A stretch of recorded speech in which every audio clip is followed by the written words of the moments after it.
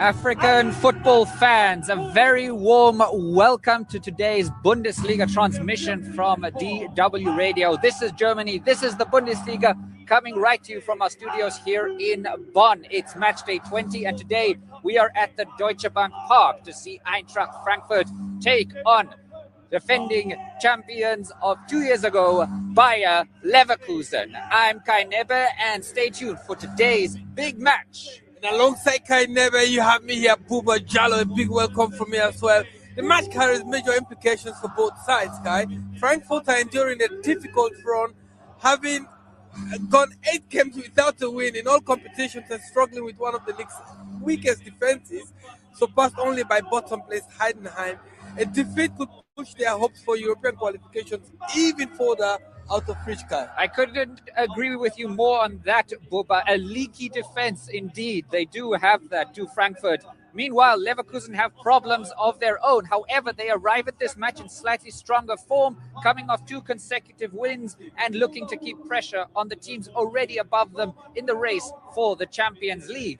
Earlier in this season, Leverkusen won the reverse fixture in a 3-1 decision, and they currently hold a 6-match winning streak against Frankfurt. Now, historically, this matchup has promised lots of goals, Buba, which is why we really wanted to cover this game. Absolutely. And remarkably, the last 30 meetings between the two clubs have never ended in a goalless draw, and I hope it stays that way. Indeed. Eintracht Frankfurt remain without a permanent coach following the dismissal of Dino Topmüller. The team will again be led by interim coach Dennis Schmidt and Alexander Meyer. Their squad, however, is depleted with several attacking players unavailable through injury, including Mich Batshuayi, Jonathan Burkhardt, and young talent Kan Uzun. But yeah, Kai, I heard that there is a new deal. Well, we'll have to see about that. But one thing we do have to remind our listeners is that it was only announced yesterday that Spanish coach Albert Riera would become the new permanent head coach of Eintracht Frankfurt. And this is according to most German local media outlets. He would replace Dino Topmüller, as you mentioned, Buba, whereas Leverkusen, who've had their own manager turmoil this season, although at the beginning of the season, they're under Kasper Hürmann. Unfortunately for them, though, they also have selection challenges. They're also a depleted team. Defender Loic Bade is suspended, while goalkeeper Mark Flecken and winger Nathan Teller are both injured. And despite these absences, though, they do carry confidence. They played well. They played well in the Champions League.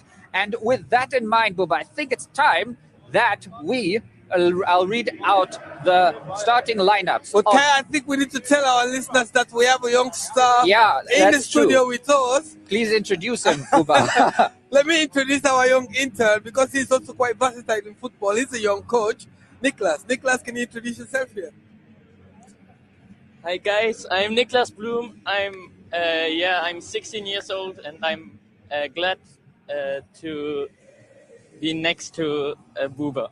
Yeah, and we will also be calling on your expertise as a young football coach as we go through. But it's time to read out the starting lineups. I'm going to start out with Frankfurt. In goal, we have Kawhi Santos. In the left-back position, Ato Tiate, Robin Koch in the center, Aurel Amanda on the right position, Rasmus Christensen on the right-wing side, Hugo Larsson and Elias Shkiri in the center of the midfield, Nathaniel Brown on the left, Mario Götze, Rizzo Doan and Arnold Kalimiwendo are leading the diamond as we see the teams lining up. They've had to change sides though, haven't they, Buba? Right, they've had to change sides. I think the host there, they have to call the shot there. You see Edward Tapsoba going on the other side. Now let me give you the lineup for the visiting side. In goal we have Yanis Blasvich and the holding defenders there. You have on the right Edmond Tapsoba. The center defender there is no other than German international, if you can call him that, Robert Andrich. We have also on the right-hand side Jarel Kwanzaa. And the midfielders, the two older midfielders, of course, this is a very important position there. So let me mention Alexi Garcia and Ezequiel Fernandez. And on the left-hand side, outside, you have Alejandro Grimaldo. And on the right-hand side, you have Arthur. And in front of them, you have Martin Trier and Malik Tillman. And the lone striker is Christian Kofane, who just came back from the Africa Cup of Nations. And we're just about ready for kickoff. There goes the whistle. And it is indeed the team in white that is taking us off. It is, of course, Frankfurt in their white strips today.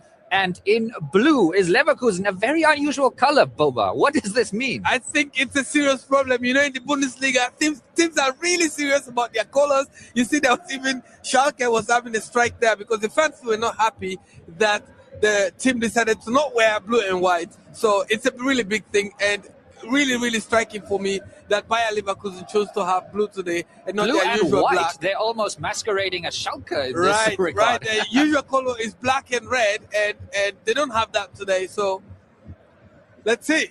Well, Buba, just looking at the starting lineups, almost identical formations.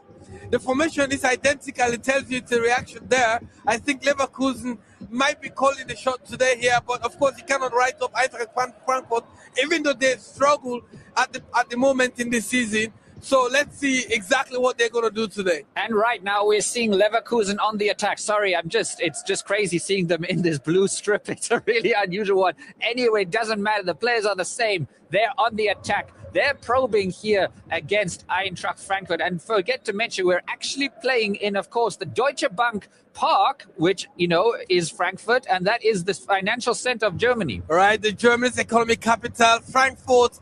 That's why Deutsche Bank Park itself, the stadium there looks similar to most of the stadiums you see in North America with this giant screen in the middle of the field, right on top of it. So I think it's quite exciting to watch a game there, but it's so different from other stadiums in Germany. And of course, we can hear, and you can hear in the background, the fans, the home fans are already making their voices heard, although their team, Frankfurt, has hardly touched the ball here. So far, it's just been Leverkusen calling the shots. But now Rizzo Doan manages to get the ball and start an attack upfield for Frankfurt. But they decide to push it all the way back to their goalkeeper, Kuai Santos, the Brazilian.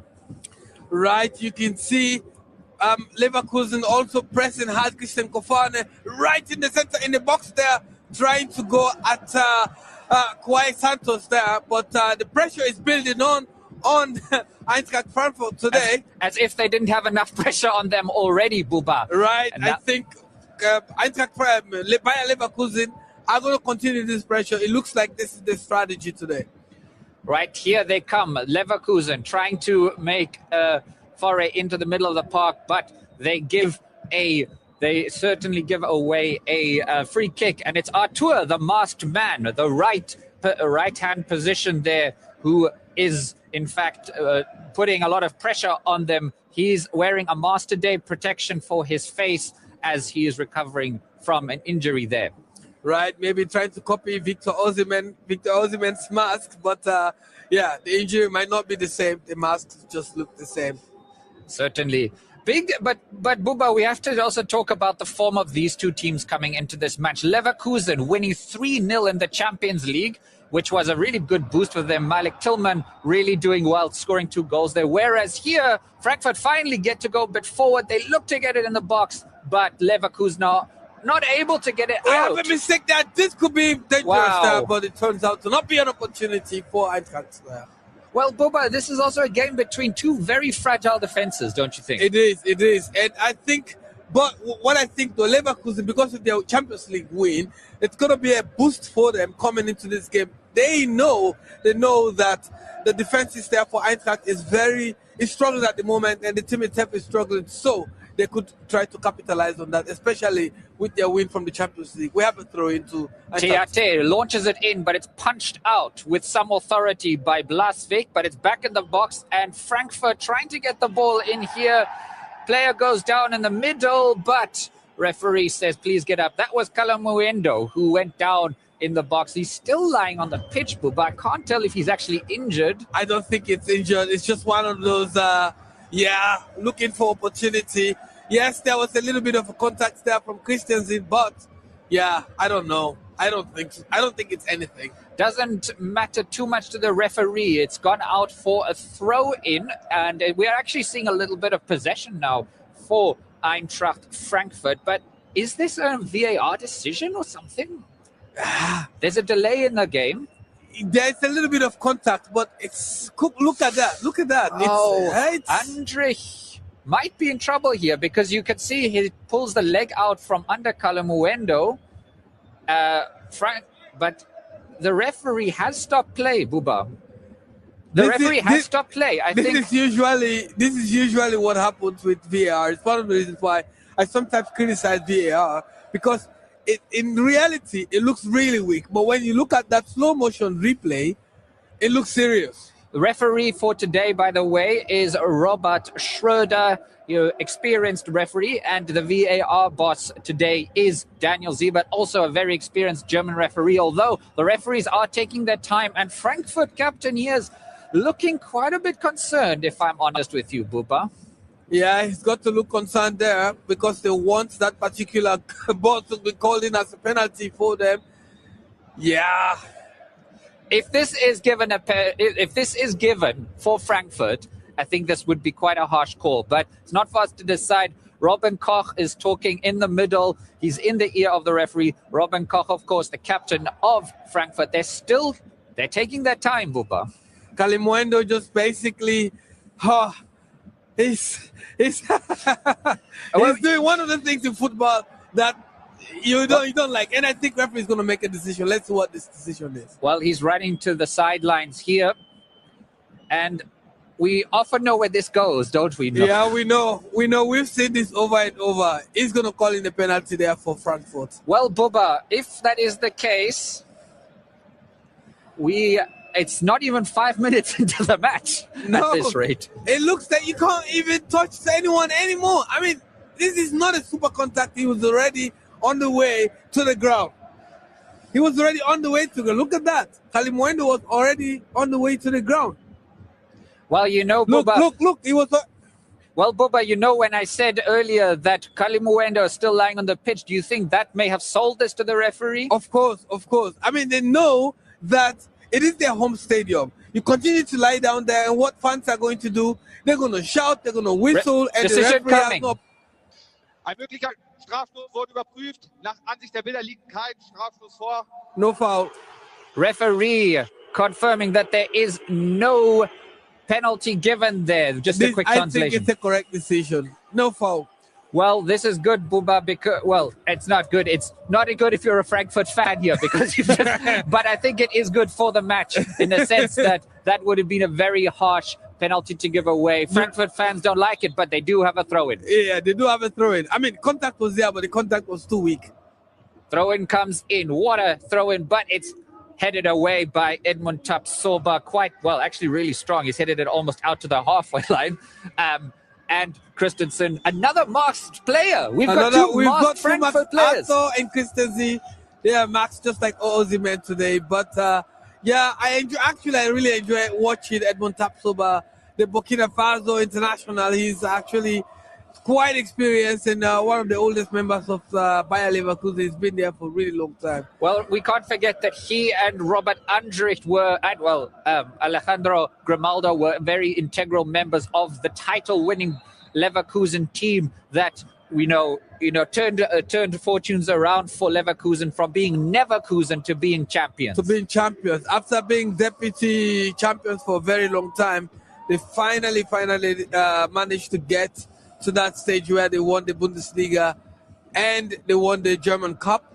The only thing that evaded them was the UEFA Cup that they lost. They would have gotten the treble that particular season, but it was the only game they lost. It was the only game of the season that they lost, and they lost it horribly to Atalanta. And you can't believe it. Ademola Lookman in Nigeria, by the way, I'm wearing a Nigerian jersey here. Yeah. Ademola Lookman scored a hat-trick denying Bayer Leverkusen that particular UEFA Cup. Right now, Leverkusen do have the ball again in their blue strips. They bring it all the way back to Janis Blaszczykowski, who is able to pass it out to Edmund Tapsoba, the left back. Looks for his midfielders over there, but they lose the ball again. They seem to be winning these battles, don't they, Frankfurt? Ritso Duan tries to get into a battle with Tapsoba, but let's be honest, he was never going to win that. No, he's not going to win it. Tapsoba is too experienced for that. And not to forget, Doan is also quite small. He's Korean. He's Korean. No, he plays for the Japanese national team. He's Japanese, and we hope to see him at the World Cup coming up this year. Right. I actually like him. I like his type of football. Well, Ritsu Doan is one of a number of Japanese stars actually playing in the Bundesliga, or at least have made their name in the Bundesliga and have gone on to play in other leagues. One of them, of course, being Wataru Endo, playing for Liverpool. But they come together and make quite a good team for Japan, as Germany found out at the last World Cup. Right? Germany actually saw what happened. Right now, Leverkusen come forward, but the referee has blown for an offside. I don't know what to make of the first 10 minutes, Buba. So far, it looks like every team is trying to find their grip, or actually trying to find their form.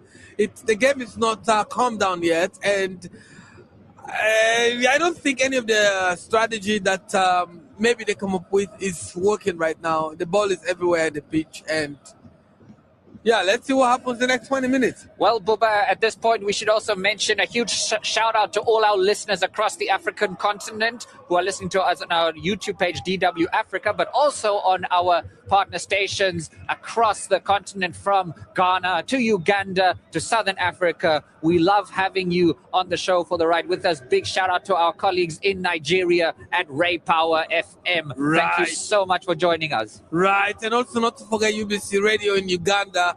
You guys are awesome. Thank you so much for being there with us. And yeah, if you have any of your comments and you'd like to say your predictions about this particular game, or any game across the Bundesliga, this match day 20, just go to our YouTube page, DW Africa, and tell us what you think.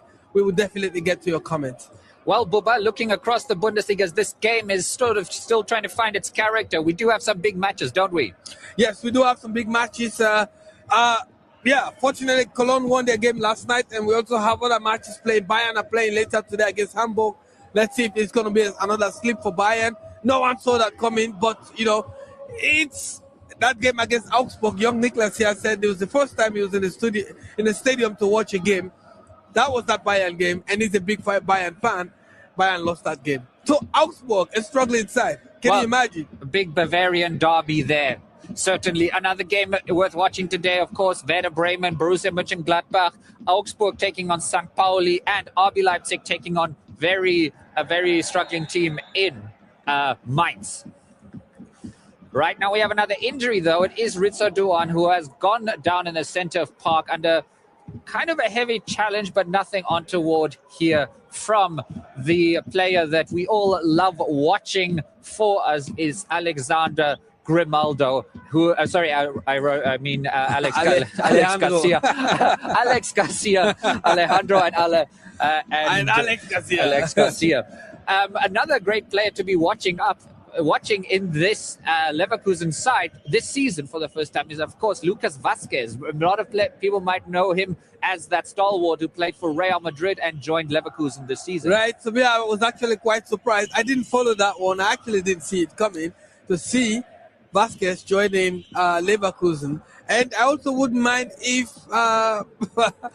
their former coach also returns after losing his job at Real Madrid. You're referring, of course, to Xabi Alonso, who right. lasted less than about half a season at Los Blancos in Madrid. Yeah, to be honest, I didn't think he was ready yet. That was his second season as a coach. He obviously started as a full-time coach at Bayer Leverkusen, and he managed to keep the team away from relegation. In the second season, he went ahead and won 2 games and went an entire season unbeaten. That is a massive record in the Bundesliga. But still, in my opinion, I didn't think he was ready yet to take on a team like Real Madrid. Well, neither did Florentine Perez, the Supremo at Los Blancos. It's a real shame for Xabi Alonso because, of course, he was a Real Madrid legend himself. Whereas right now we're just having a watch as Frankfurt move forward. They've got men up front. They've spread it out wide. Christensen has it, but he passes it out back into the middle. Ritsu Doan trying to make something happen. But Buba, again, nothing really breaks out of this. Nothing. The balls are not going through. They're not using the spaces well. And they play more on the right-hand side towards Ritsu Doan, which I think it's a good idea. But good move developing opportunity here for Eintracht Frankfurt. Oh, they messed it again. This time around, coming from the left foot of Ritsu Doan. Well, Leverkusen boot the ball upfield. Kofane was trying to go after it, but he is tripped down and it goes out for a throw-in. But This was the first time we've actually seen Frankfurt put a fair amount of pressure on them, and actually Kofane could have been out on goal there, but really good leg there from Robin Koch to stop him as Leverkusen have the ball going forward now. But to be honest, the chances of seeing Xabi Alonso return to Leverkusen at this stage, tough ask. It's a tough ask, but I think Kasper Hjulmand, okay, he hasn't done an amazing job. For me, the great thing that Xabi Alonso did with Bayer Leverkusen is that he didn't just coach them, he managed the team. And he managed them in such a way that the players were happy. He brought just the right combination of players, and this is something that Kasper Hjulmand hasn't done with his Bayer Leverkusen yet. Well, we have to remember Leverkusen have had a bit of a tumultuous season at the beginning. Hjulmand wasn't even in the picture. It was Erik ten Hag, the former Manchester United manager, who, if I'm not mistaken, lasted 3 games. He lasted 3 games and he did such a mess on the team.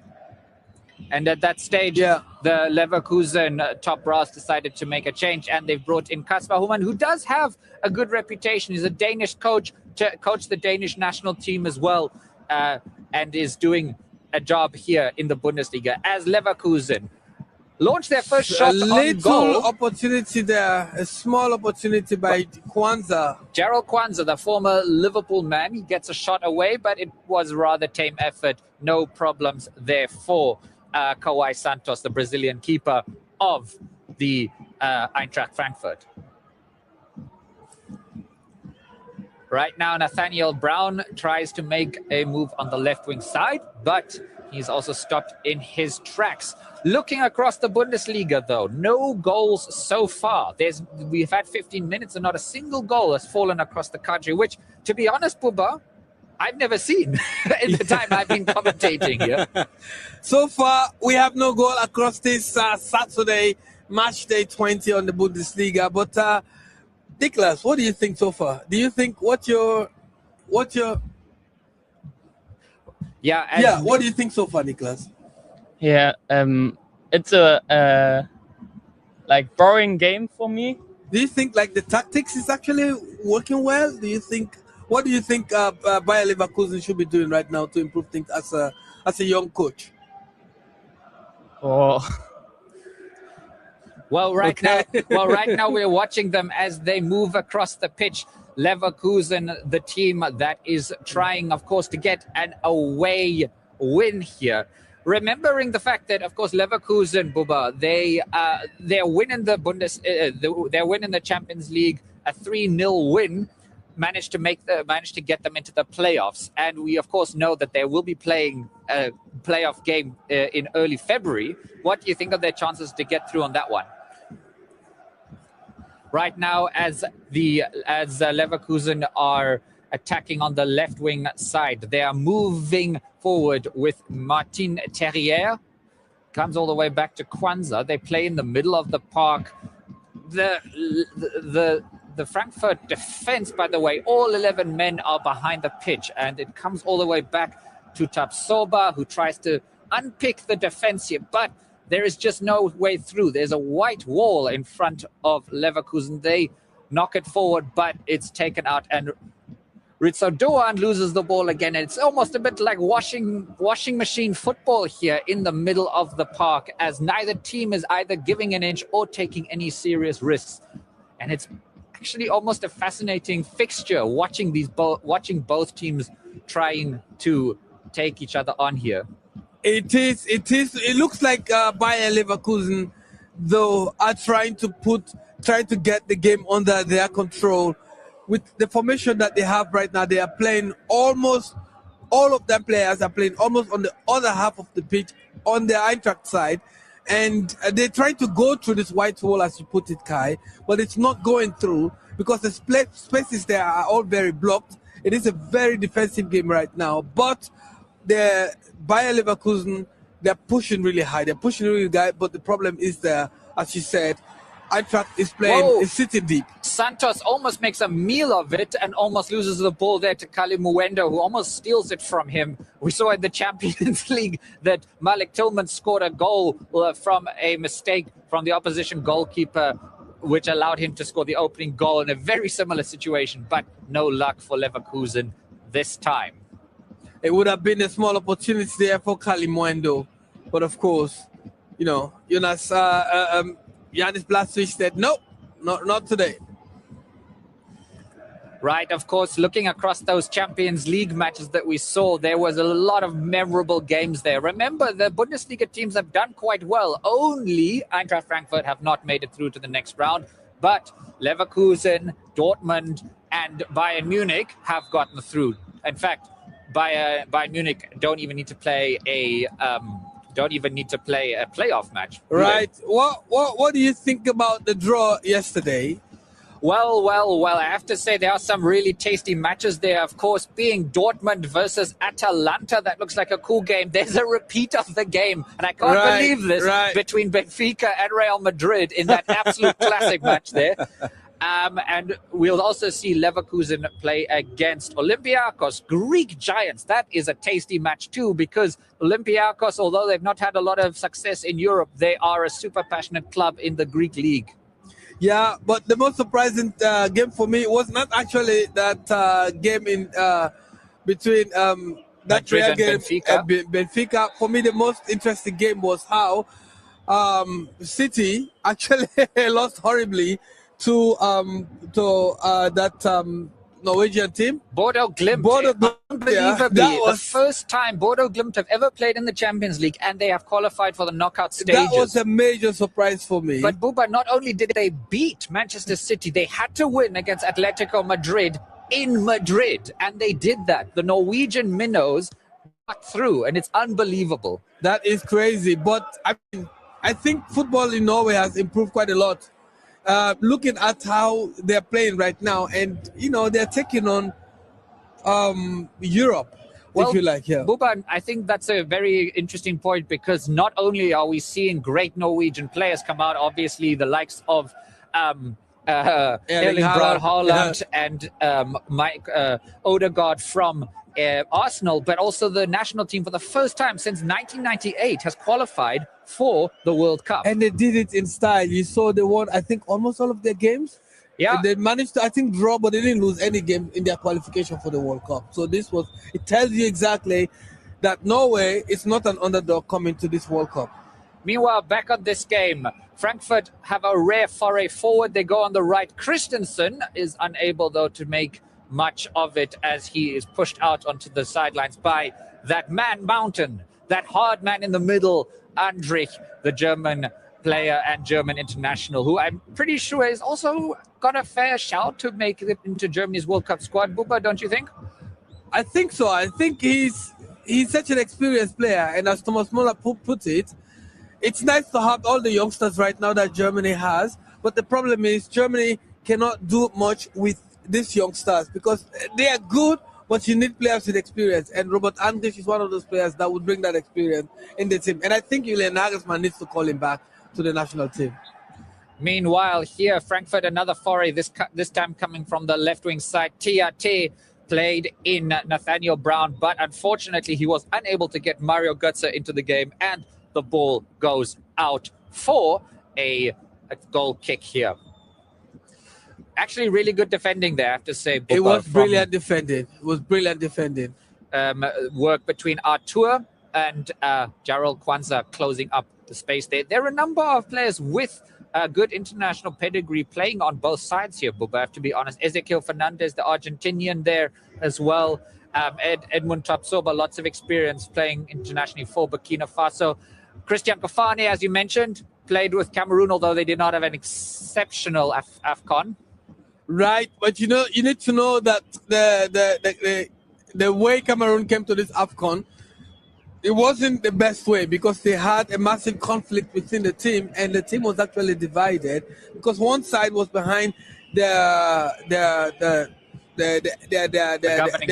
governing body, which is led by Samuel Eto'o, and the other side was against it. That was led by Vincent Abubakar.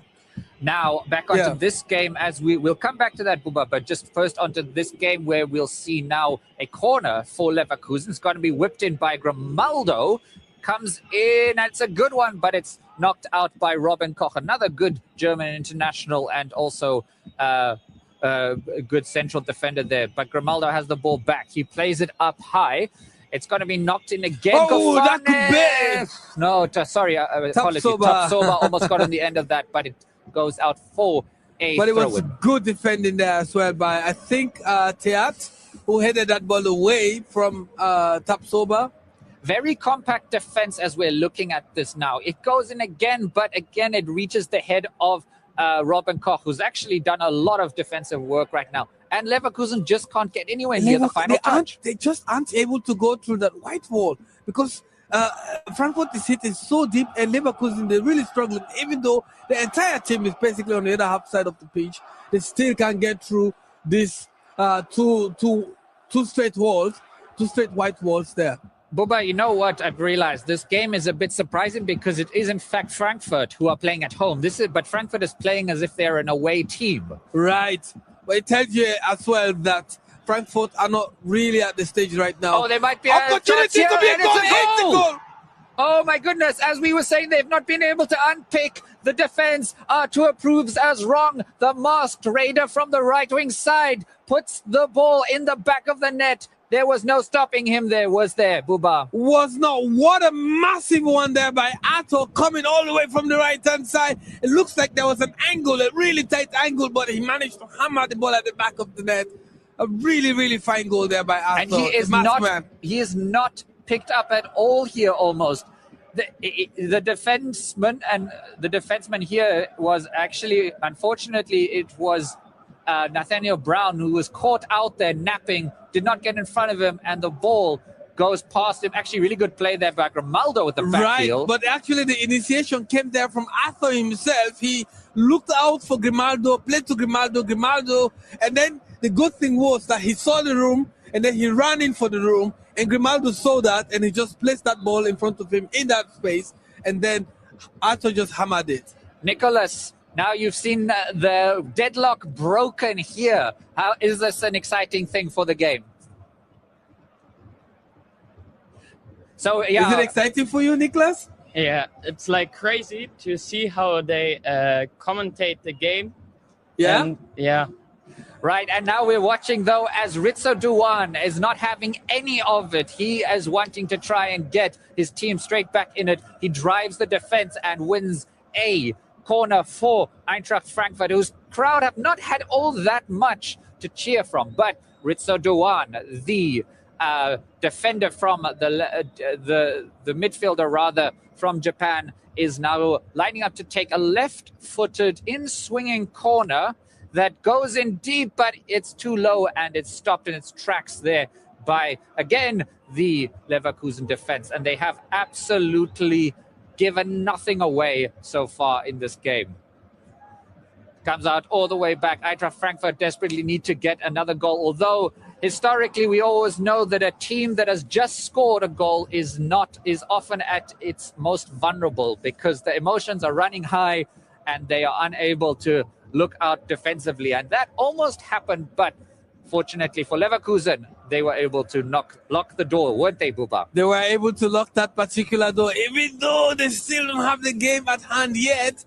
They're still, trying to get this ball, and you actually see sometimes the passes even for them are not going through. It's always been cut off there by Frankfurt, but they've managed to put a goal at the back of the net, so that gives them some confidence right now to play more, to actually put more pressure. I mean, they are in possession right now. Let's just say they have a massive possession in this particular game. Well, Bubba, we said at the beginning of this match that this game often, from this fixture at least, promises goals. We've seen a goal. What we have not seen across any of the other fixtures is a goal. Yeah, and it's been 30 minutes. And this is the only goal scored across the country so far. So far, I'll tell you, it's the game I'm happy to commentate because the only game we've had a goal right now. Even the other games there, as Leipzig is playing Mainz, Werder is playing Borussia Mönchengladbach, Augsburg is playing St. Pauli, and Union is playing Hoffenheim. Those games are still goalless. Here comes the goal scorer, Artur, again trying to make something happen again on the right-wing side. They've had more fortune on that right-wing side, haven't they, Leverkusen? They have. You see, they're coming more from that end there. But look at the players there, the quality they have there. Malik Tillman and Artur, they're playing really high. So it gives a lot of room there for Jared Kwanzaa as well, sometimes to even support the central defense, leaving Robert Andrich not only at the back there. Sometimes you've noticed, Kai, that the left back and right back, they're playing so high, they leave Robert Andrich because he doesn't have any pressure there. So they can take that, that risk. And they're doing that right now as they move again on the right wing side to Artur, who's able to move forward but is forced to play it all the way back. But again, every single Frankfurt player is playing behind the ball, all 11 men, and they've really closed out the space here, and they're forced Leverkusen all the way back. Grimaldo is looking back. He has to play all the way back. Can they get in here now, Buba? I think they can if Frankfurt continues to play like this. It's the only way right now Bayer Leverkusen who could win this game if Frankfurt continues to play like this, because they're depending on more of the possession that they have right now. But let's see, maybe they might change this strategy because this is not working for them. Well, looking at their bench, Buba, it's early days, only 30 minutes in, but what options does Dennis Schmidt have to maybe bring some creativity into the park here? But they have more Dahoud on the bench. They have Ansgar Knauf. Well, watch out. Christensen is coming on the right wing side for Frankfurt. He levels a shot. It's good and hard, but no real problem for Janez Blasvik. Sorry, I interrupted you there, Buba. Right. I would say their bench is not that ordinary. Look at Fares Chaibi. He's a good player. They have Mo Dahoud. He's a good player. Ansgar Knauf is also a good player. I think this player could add a lot more. Even Doumbia, Husseini Doumbia, I think those players could add a bit more into this game. But right now, what they have on the pitch, I don't think it's making them more of a difference. I think their forward is good. Kalimuendo is a really good striker, but maybe they have to consider changing Hugo Larsson or even Skiri. Danger here. There's not much coming in. Kofani has it in the box. He's facing away from goal. Whoa, it's a goal! Kofani sets up Tillman, who launches a rocket into the bottom right-hand corner. And another goal for Tillman. Another goal for Tillman there. I told you, Kai, if Bayer Leverkusen continues to have this game like this, they're going to win this clearly. Because what an easy goal there, but a brilliant play as well by Kofani. And Malik Tillman, who saw the opportunity and ran for it and got the ball away from Kofani and just hammered it at the back of the net. What an amazing goal. Well, for a team that is 2-0 up away from home, Kasper Hohlmann doesn't look that impressed, but this goal was really good. Kofani, everybody expected him to try and turn and shoot, but he lays it off. Nobody picks up Tillman, the number 10, coming from midfield, who makes absolutely no mistake here as he rockets this ball into the bottom right-hand corner, leaving the poor goalkeeper, Santos, with very little chance there. Could he have done better, Buba? Not really, because I think the body language of Tillman showed that he was going to shoot on the right-hand side of the goalkeeper. But then he took them by surprise. He shot on the goalkeeper's left-hand side. And that, because the ball came from an angle all the way from the back there, you could actually see the goalkeeper was going towards the right, but the ball came from the left, so he had no chance there of stopping it. So remember, Malik Tillman already scored 2 goals in that Champions League match that was won by Leverkusen. A very important win for them against the Yellow Submarine of Villarreal. 1 goal basically was gifted to him. The other goal he scored was an absolute peach of a goal, a high-flying volley from the edge of the box, and he's continued his great form here. 3 goals in 2 matches for Leverkusen's number 10. Right, we have a goal in Augsburg. St. Pauli are leading. There are other goals. There is 1 goal in Augsburg. St. Pauli are leading Bayern's boogeyman. I call them now Bayern's boogeyman because they are the only team that can beat Bayern in such a way. I don't know why Bayern has a fear complex for Augsburg. I mean, they are neighbors. It's quite clear they are neighbors. There's never any pressure. Bayern is a big side. There's never any pressure on Augsburg, but it's a regional derby. It's a regional Bavarian derby. Actually, the only 2 Bavarian teams in the Bundesliga, Buba. Right. Maybe Augsburg has a better beer than Munich. I don't know. You should not ask that question to the Munich players. We should compare the type of beer between Augsburg and Munich. Yeah.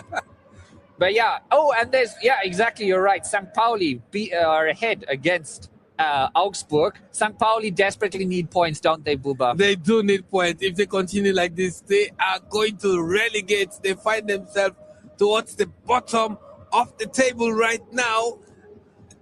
They're like on the 16th. The only teams that are below them are Mainz and Heidenheim. But yeah, we have about 14 more games to go. So they better do something. It is really tight at the foot of the Bundesliga, Buba. We've got Mainz, St. Pauli, Hamburg, and Heidenheim, of course, all vying for the bottom of the table, or at least not vying for the bottom, but trying to avoid those three positions. Remember, in the Bundesliga, it's only the bottom two teams that relegated. The third last team plays a playoff against the third best team in the second division. So in that case, Hamburg still have a chance. It is still early days, but I can't wait for Schalke to come back into the Bundesliga. It's a team that I don't support, but I really enjoy watching them because they have a massive fan base and it's such a lovely, because it's a tradition. It's a tradition football club as well. So it's one of the reasons why I really like to have them back in the Bundesliga. Well, right now, Eintracht Frankfurt want to get back into this game, and they launch the ball forward. But my goodness, that sums up their half so far. A harmless lob into the middle of the box, and it is, of course, Blasvik who is able to just wait for the ball unchallenged and gather it up. Now, Leverkusen are able to take the ball back, but they've made a bit of a hash of it, and it ends up with Christensen, who is not unable to actually keep the ball. And again, that man, the main sweeper here, Edmund Tapsoba, who has played a really good game so far. He's played with such confidence. And it's one of the things about Tapsoba that I really like playing. But we have opportunity by Frankfurt. We see Kalimuendo taking that shot there, but haphazardly went on the right hand side. Arnold Kalimuendo, who of course has roots in the democratic. Kalimuendo, of course, has roots in the Democratic Republic of Congo and France. He's now the leading man for Frankfurt as Ritzer Doan, again, left-footed in-swinger, tries to bring it in. And it is a really good corner. And luckily, again, Tapsoba is able to knock this one out for another corner. Are they going to have more luck on this one, Buba? It looks like they're slowly getting there, but Tapsoba is such an experienced player. He just knows where the ball is and where to get it. Just looking at the replay of this great goal by Tillman, he couldn't have done that even better, I don't think. Wow. What a nice goal there. But let's watch this corner again from Frankfurt, being taken by Mario Götze, Germany's retired international. Plays it in. Oh, my goodness. Really knocked out there. And a poor volley that goes out of play. No danger for the goalkeeper in the Leverkusen goal, Nathaniel Brown, unable to make more out of it. My goodness, this first 30 minutes has flown by, Buba, as we are watching this match at Deutsche Bank Park in Frankfurt. Not too far from us, actually. Right. It's just 2 hours drive away from us. And what an amazing city. I mean, it's a really interesting city because you have all the banking sector of Germany based there. And a lot of Germany's international organizations are also based in Frankfurt. So yeah, it's an important city and an important place. And Eintracht Frankfurt, such a proud traditional club.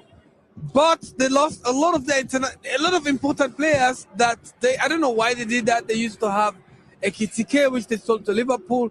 They used to have Omar Mamouche, which they sold to Manchester City. And they've had interesting players as well. Even Colomani, they all came from Eintracht Frankfurt. But this is the team in transition. Is that fair to say, in transition? Yeah. It's a team that really know how to do business in football. Every year, they profit a lot. They manage to stay in the Bundesliga. They make millions in selling players. But at the same time, let's just say they have good talent sporting squad or team to spot young talent. But they try to not keep them. They sell them away. They make the money, but the club struggles. And right now they're struggling really bad because they were hoping that the remaining team could do better, but because of injury, that has led to a lot of problems, and that's why they fired their coach, Dino Topmüller. But Buba, let's not be too harsh on Frankfurt. This is a team that is missing the following players. Michy Batshuayi, Baum, Burkhardt, Ebn Talib, and Uzun, all injured. It's really hard for a team to really actually do something when about 3 or 4 of your normal... I have to be hard on them because for me, they put profit before club, you know. Look out here, Fofana is unable to get it through, but it ends up for first time without much danger in the Eintracht Frankfurt goalkeeper's arms. TAT is able to mop up the danger there. But that strategy you were referring to right now, Ekitike, Omar Mamouche, I mean, like, they could have kept these players. They could have kept Kolomwani and all those guys, but they decided to sell them to make money, and now the club is struggling. And now the club is struggling. Are we now seeing the next bunch of Ekitike's, Omar Mamouches on the pitch now? So far, I don't say. I was hoping that Burkhardt would be the kid that would save Eintracht, but it looks like he did really well when he was with when he was with Mainz. He performed really well there, but since he joined Eintracht Frankfurt, he hasn't really come back to that form that he had when he was at Mainz. Danger here as Douan catches the ball in center of the pitch and is able to gain possession for Eintracht Frankfurt. Mario Götze has the ball on the right position, passes it forward to Christensen, who tries a clever 1-2, but now is forced back. He's one-on-one with Edmund Tapsoba. He doesn't fancy it, passes it back to Mario Götze, and the ball is played out all the way back to Robin Koch in the defensive position there. And now they're trying hard, and Christensen is just saying to his players, who am I supposed to pass to? There's a blue wall in front of me. I don't get it. I see Skiri standing next to Doha and Brown, and so for me it sounds like, what's going on here? I think it's fair to say it's been a frustrating half if you're a Frankfurt supporter. Yeah, absolutely. But at the moment, they're also on the attack, on the half side of Bayer Leverkusen. After that opportunity, Skiri struggling there, didn't manage to go through. Yeah, and honestly, Buba, aside from that shout they had for a penalty at quite early in the beginning of the game, in 5 minutes, at the earliest stage before 5 minutes were even up, they've not actually been in the box. We haven't really seen too many actions as well from Eintracht Frankfurt, maybe 1 or 2. And as you said, the major one there was that attempted penalty, which they didn't get from the referee. So far, that's the only action I would call for them. So, everything else has just been like, So, Buba, it's 2 minutes before halftime. What are the respective coaches going to be saying? I don't know. I know you're not there, but if you were the coach, what would you? If I were the coach, I would tell Frankfurt to change it. Like the strategy they had before this game, I would change it completely because this is not working. They're not using their spaces. They're not pressing hard. They're actually not finding Kalumwendo. So how do you think they're going to score a goal here? Long throw coming in, and Götze, can he get on that a bit? No, he can't. He gives away a free kick instead. All right. Right. Like I was saying, Kalumwendo is not being found. And how do you think they're going to score a goal when they can't even find Kalumwendo? Most of the ball is coming on the right-hand side towards Doan.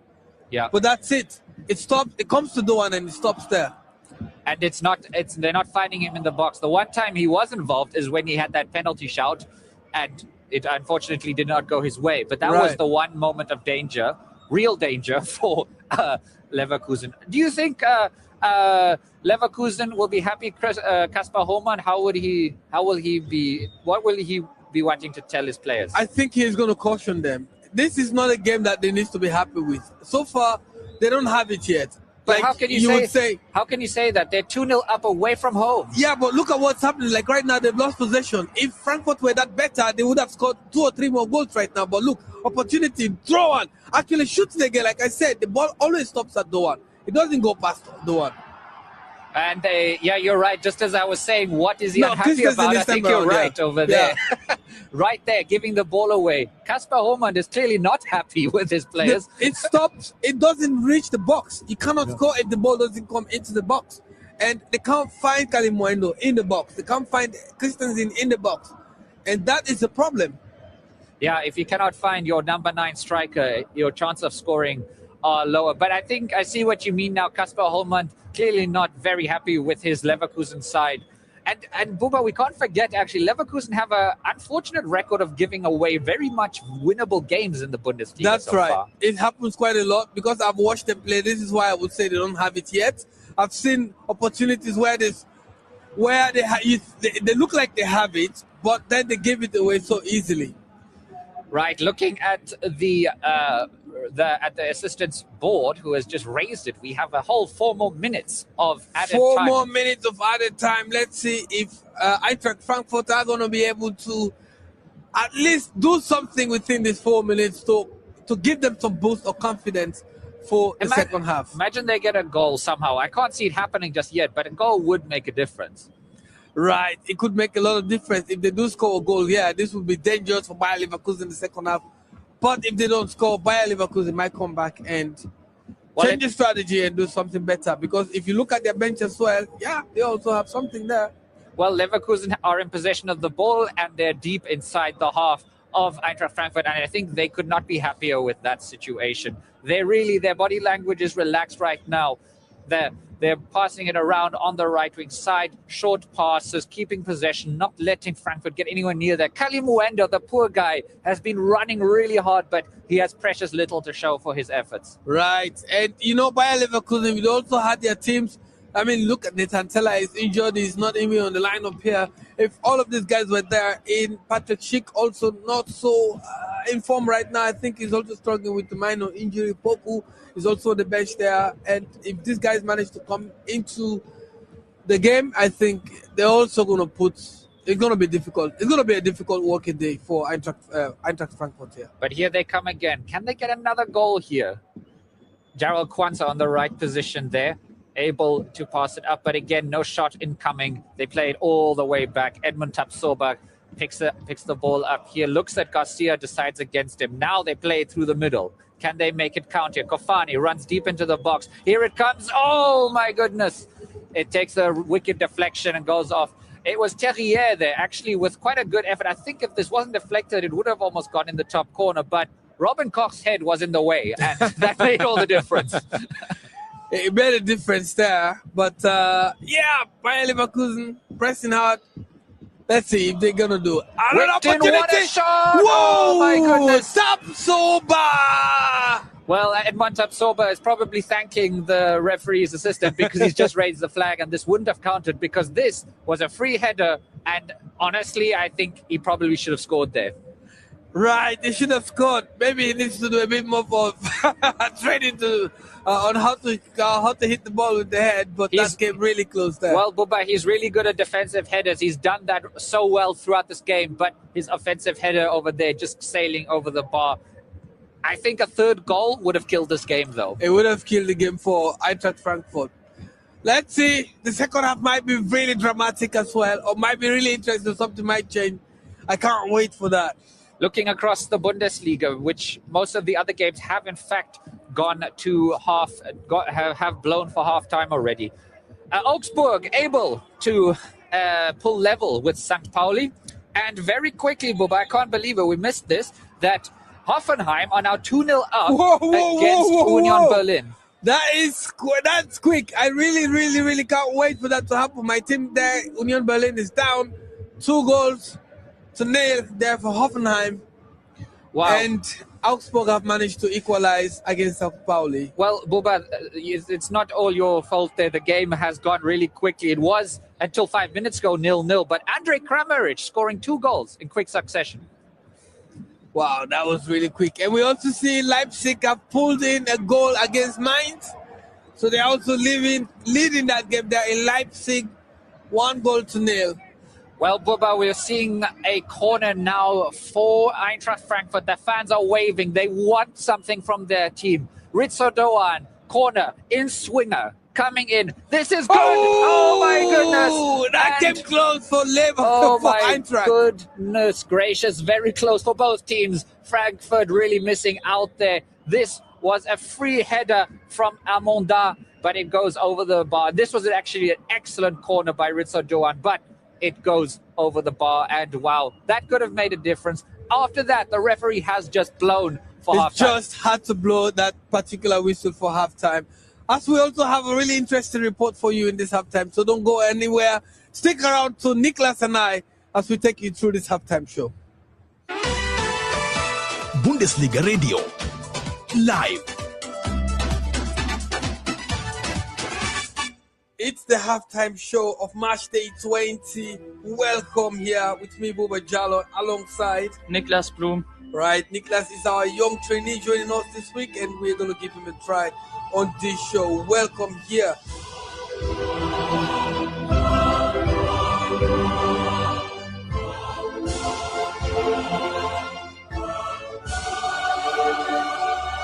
Let's talk about the Champions League. Premier League clubs have shown their strength in Europe this season.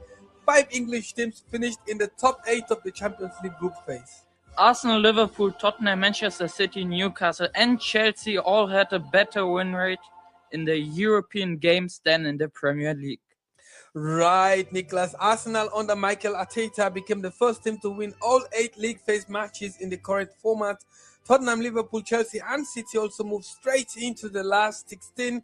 Newcastle must go through a playoff but can be confident after their solid group stage. Tottenham manager Thomas Frank said the strong result again proved that the Premier League is the best league in the world. Well, that's his opinion, right, Niklas? Yeah, you're right, Buba. The financial gap is clear. Premier League clubs earn far more from TV rights than most European rivals. Deloitte's latest Football Money League showed that 9 of the world's 20 richest clubs last season were English. 5 of the 6 English clubs performing well in this year's Champions League were among the top 10.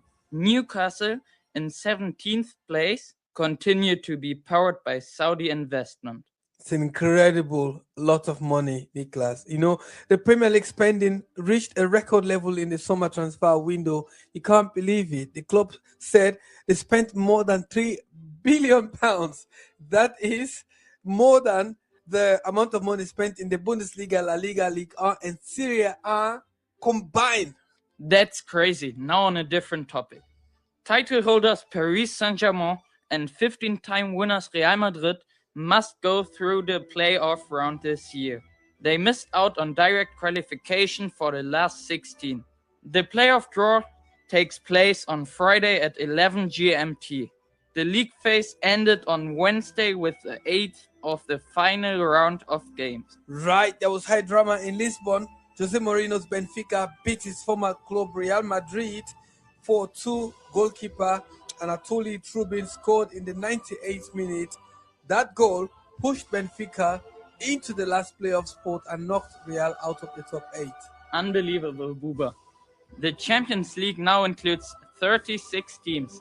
That means 144 matches are played to remove only 12 clubs. The top 8 go straight into the last 16. 16 more advance to the playoffs. Quite some numbers there. There were a few surprises near the top.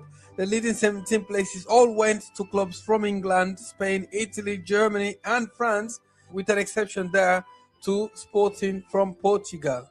Now some big names also fell out early. Italian champions Napoli went out along with Marseille, PSV Eindhoven, Ajax, Atletico Bilbao, Villarreal and Germany's Eintracht Frankfurt. The playoffs will be played over 2 legs in February.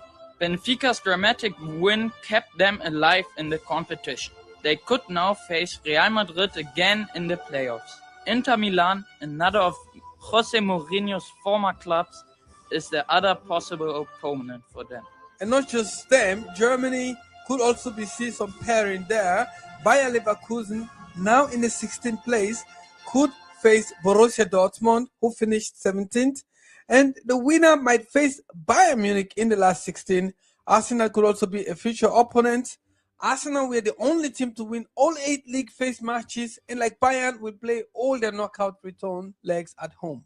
Yeah, that's top level, Buba. Dortmund slipped from 16th to 17th. Coach Niko Kovac said he was calm about the situation. Jamal Musiala returned to Bayern's starting lineup for the first time since July. He scored in their 2-1 win at PSV Eindhoven. Bayern were already through but still took the points. They finished behind Arsenal, who completed a perfect group stage. Right, and back to England there, Tottenham Hotspurs put aside their Premier League troubles with a 2-0 win at already eliminated Eintracht Frankfurt. Randall Kolomoani scored just after the break and Dominic Solanke added a second in the 77th minute. Spurs finished fourth in the league phase with 17 points. This came despite their low position in the domestic league table of the Premier League. Now enough about the Champions League, let's come home to the Bundesliga. Jamal Musiala has returned at the right moment for a Bayern Munich squad that has looked tired in recent weeks. The club is still fighting on three fronts. In December, Bayern CEO Jan-Christian Dresen said the club would not make major winter signings. He explained that the returns of Musiala, Davis and Ito were like having new players from within. And right, Musiala broke his leg at the Club World Cup. After 2 appearances from the bench and a strong showing in the Champions League last week, Musiala is expected to start away at Hamburg this match day 20. Bayern are still 8 points ahead of Borussia Dortmund, but last week's 2-1 home defeat to Augsburg, their first loss of the season, still hurts. Augsburg do not have the same quality, yet they beat a Bayern side that looked worn down by a long season. Right, Bayern is getting tired as the season continues.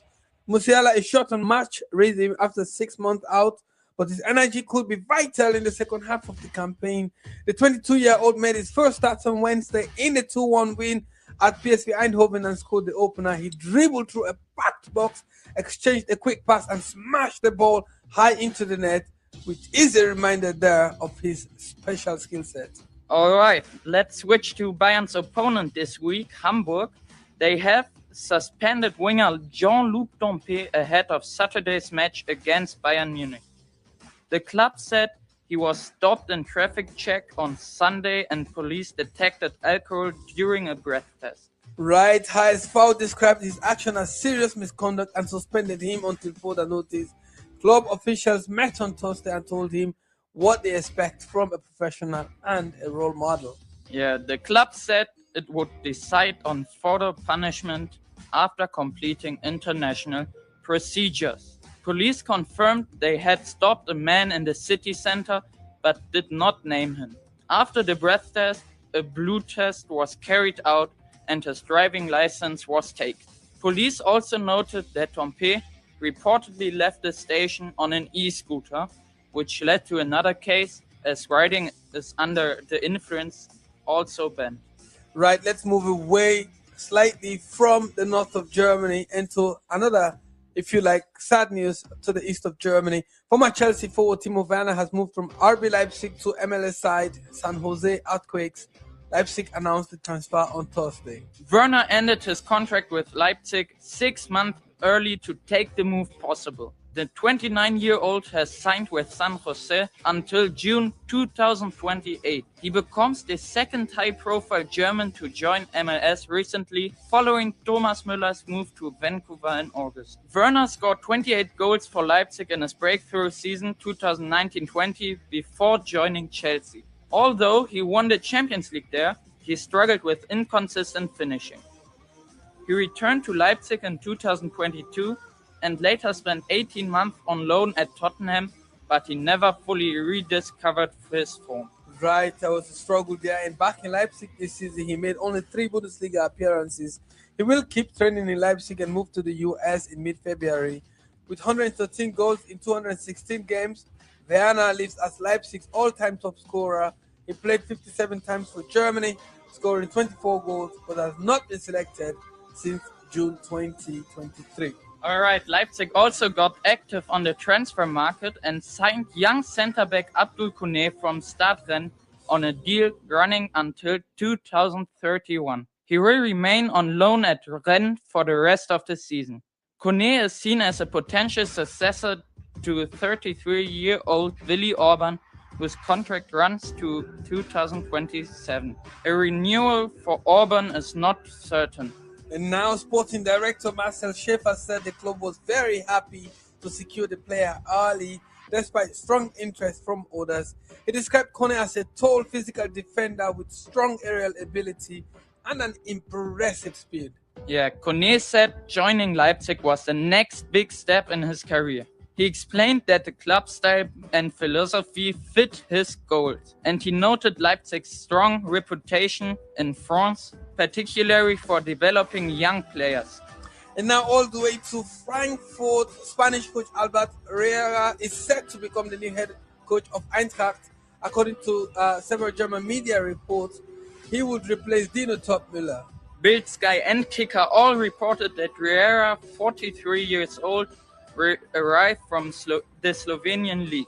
Frankfurt are expected to pay a fee of around 1.3 million to release him from a contract that runs until 2028. Now the move will be a surprise. Herrera has no Bundesliga experience and is coming from a league with a much lower profile. Well, I wouldn't be too quick there to judge.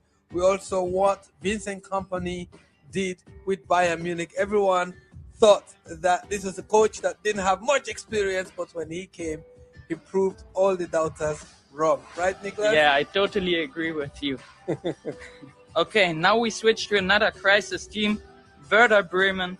They are keeping faith in coach Horst Steffen despite a long slump. The team sits on 3 points above the danger zone and has gone 9 games without a win. They have scored in just one of their past 6 matches. Werder's managing director Clemens Fried said he sees how Steffen works with the team and that the players follow his ideas. He said he can sense Steffen's energy and positive approach. Steffen said he values Fritz's support, especially in difficult times.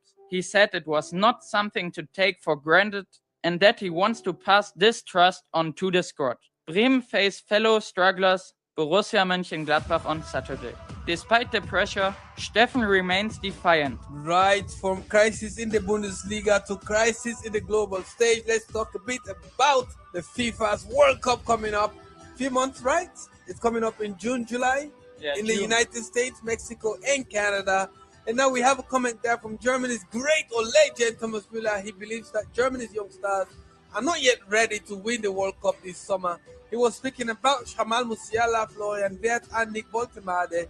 Musiala is back from injury. He will form the core of Germany's attack together with Wirtz and Woltemade. But Müller, who is a 2014 World Cup winner and Bayern's legend, warned against expecting too much from these 3 young stars. He said the trio are extremely gifted and can already decide games, but he feels they are not fully mature enough to win a major title. Now, Müller also expressed mixed feelings about Germany's overall chances. He said the team has the ability to beat anyone, but also has the tendency to lose to anyone. He added that consistency is the key to winning big tournaments. He stressed that Germany needs both talented youngsters and experienced players who lead at their clubs. He pointed to leaders like Joshua Kimmich and Antonio Rüdiger as examples of what is required. Right, Germany is going to need a lot of young talent, but at the same time, a lot of experience if they want to go beyond the group stages this time around. German midfielder Leon Goretzka says US President Donald Trump has unintentionally strengthened the sense of German and European identity.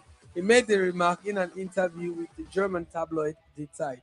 Yeah, looking ahead to the World Cup in the United States, Canada and Mexico, Goretzka said European teams will be strong contenders. He argued that Europe still leads world football despite improvements elsewhere. Now the build-up to the tournament has brought calls for a boycott. St. Pauli's president, Oke Göttlich, recently said the idea should at least be discussed. And former FIFA president Sepp Blatter also commented on the issue, criticizing the hosting of the World Cup in North America. Yeah, Goretzka said he's aware of the political tensions but expects the tournament to be successful. He believes it will help grow the sport in North America. Germany will play in Group E against Ivory Coast, Curaçao, and Ecuador. Now let's talk about some really burning issues. People talk about football, that there's too much money in football. So exactly where does this money go? Who owns this money? Let's talk about that now, because FIFA's global transfer report shows a record year for international transfers in 2025. The men's football saw 24,558 transfer deals, which is a 7% increase from 2024, and a spending increase of 13 $1.08 billion. I can't even say that amount. It's like $1 billion. Yeah, it's an unbelievable number. Right, it's crazy. Yeah. Across all levels of sport, including women's and amateur football, global transfers hit an all-time high of 86,158. Right, and one of the biggest deals involved German star Florian Wirtz moving from Bayer Leverkusen to Liverpool. The guaranteed fee was £100 million, with another £16 million possible in bonuses. Other major transfers included Hugo Ekitike to Liverpool, John Durant to Al Nassr, Benjamin Šeško to Manchester United, and Nick Woltemade to Newcastle. And women's football also continued to grow. There were 2,444 international transfers, which is an increase of 6%, with record total spending of $28.6 million, not as high as. Welcome back to the second half of this match day 20 of the Bundesliga. Eintracht Frankfurt are hosting Bayer Leverkusen. Sorry, we had to cut that halftime report there because the second half has just kicked off. In the studio, I have here with me Niklas and my co-host here, Kai Nebe. Yeah, welcome back to Deutsche Bank Park. Very interesting halftime show you had there, guys. Thanks so much for bringing us up to speed with all of those things happening. It was a crazy week, obviously, in the world of football. But it's not as crazy as the task Frankfurt face today, trying to get back into this game. They're 2-0 down against Bayer Leverkusen, who, again, I can't stress this enough, are playing in blue. A very different color for them normally here. They're leading 2-0 away from home. Actually, really good situation for them. But, Buba, what is happening across the rest of the Bundesliga? We've seen some surprising results there across the Bundesliga. And I was actually quite surprised that we managed to get an equalizer right after our halftime break there. That is in crazily Leipzig versus Mainz. Mainz, they equalized there. They scored a goal right before halftime break. But interestingly, Hoffenheim are leading Union Berlin by 3-0. That is also quite surprising. The game between Augsburg and St. Pauli is still 1-1.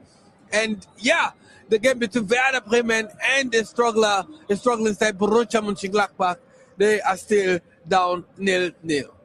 Right now, early free kick given over to the Eintracht Frankfurt on the left wing side. It's going to be Ritzer Doan pulling in a left-footed cross, but it goes straight to goalkeeper Blaswig. This has been quite a clean game, Bob. I have to be honest. I have not seen any malice in any of the challenges. Perhaps a little bit too friendly. A little bit too friendly, I would say. I need a bit of drama here. I need to see some emotion. I need them to put a bit more pressure as if it's the end of their days. But apparently, everyone is taking it calm and easy.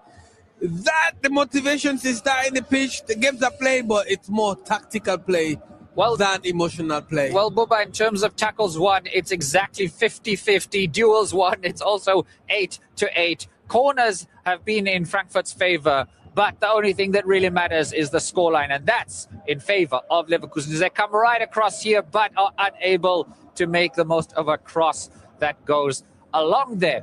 No changes at halftime for either side, Bubba. Are you surprised by that? I'm quite surprised as I see Tillman having a brilliant pass there, going through the Frankfurt defense there. Managed to look out right in the top there for Kofane, but obviously Kofane didn't get that header and jumped for the ball, but landed without any success. They keep trying. So I would say that Leverkusen probably don't feel like they need to make any changes just yet, but not so for Frankfurt? Not really. I think Frankfurt needs to change, but maybe it might be too early for them as they have an opportunity right from the right-hand side in the box there. Took a shot, bounced on the leg of Edmund Tapsoba and went over. We have a corner kick to Eintracht Frankfurt. Yeah, Ritzer Doan at the center of things here. They tried to find Kalimuendo Christensen, unable to get the cross across, and it's going to be another corner. About the sixth one they've had so far. Ritzer Doan, in-swinger, left, and it comes all the way out. They headed back in, but they can't get through the blue wall that is the Leverkusen defense, although it comes out here to Ahmadi, and this is what a save, and it's in! Robin Koch! That is an amazing one there by Frankfurt. Robin Koch. He hit the ball. It looks like the ball was nothing going to happen. He took a shot, bounced off the goalkeeper, came back to him again, and he went for another one there. He ended up defeating Yanis Blažević. Well, what a weird goal, Buba, because like you said, it came out of almost nothing. It seemed like the chance was gone. Robin Koch is standing in the middle. He's a central defender. He's not really supposed to be there, but he stays in the box. He gets a volley, bounces off the goalkeeper, and he puts in the rebound. This is what happens when you have a striker at the top that doesn't get the ball. The defender, central defender said, well, like, to hell with all of this. I'm going to come in there and get in there. So he came all the way from his central defense and scored that particular goal in the box there for Eintracht Frankfurt. Captain Robin Koch getting Eintracht Frankfurt on the board, and they come straight back. Ritso Duan coming on the right wing side. He turns around, tries to get past Tapsoba. He's not got much for it, but it gets to Götze. Götze has got a chance. Another goal. Oh my goodness. Oh my goodness. Leverkusen have started this half in a very, very bad way, have they not? They have started it, and Eintracht Frankfurt looks to be so exciting to watch right now as we see the Ritsen on the right hand side trying to get that ball into the box. Can't find Kalimwende. No problem at all. They have a central defender who could score for them. They have the defenses there who could also score for them. So, well, Grimaldo goes down under a hefty challenge, but it looks like whatever was said in the halftime box, in the halftime locker rooms, by Dennis Schmidt has really lit a fire under Eintracht Frankfurt. They've come out running, they've come out tackling, and they've come out scoring, most importantly. Right, and I don't know what's going to happen when Eintracht Frankfurt gets their new coach, someone who is coming from a relatively unknown club, a relatively unknown league in Europe, taking on a massive responsibility to coach a team. This is the reason why I said in that halftime report to Nicholas here that let's not be too quick to judge. We saw what happened with Bayern Munich as they get their coach Vincent Kompany who came in. The rest of the media all criticizing Bayern for choosing an inexperienced coach, but he's done some really unbelievable things with Bayern so far. The team is back on being Bayern, doing all the magic that they used to. Here come Frankfurt again. This time they're unable to capitalize on it, but it ends up all the way back with Blažević, who knocks the ball hard and out. Getting some respite there for Leverkusen, who've had basically nothing about the calmness that they had in the first half. They've been a bit careless with the ball, and they've paid the price already. But Buba, it's a good point you raise about that. Earlier this week, Frankfurt was saying why they chose Riera. They said they liked his philosophy, they liked his attacking intent, which he's established by coaching the Slovenian champions Celje. And they say that they believe he has got the pedigree. Firstly, as a player, Riera is actually best known as a player for Real Madrid, as well as Manchester City, Liverpool. Right, Albert Riera is going to be the new coach there for Eintracht Frankfurt, coming from that name is very hard to pronounce. Celje. I was struggling actually. Was it Celje? So Kai gets it right. It's Celje. So we are going to see a new coach in the Bundesliga, and I'm excited to see exactly what he's going to bring in to this league. Well, to be honest, he only takes charge of the game of Eintracht Frankfurt this coming week in February. So maybe next weekend we'll already see him on the sidelines. Right. And Buba, we've seen a yellow card now from Christensen going in the referee's book for a late challenge.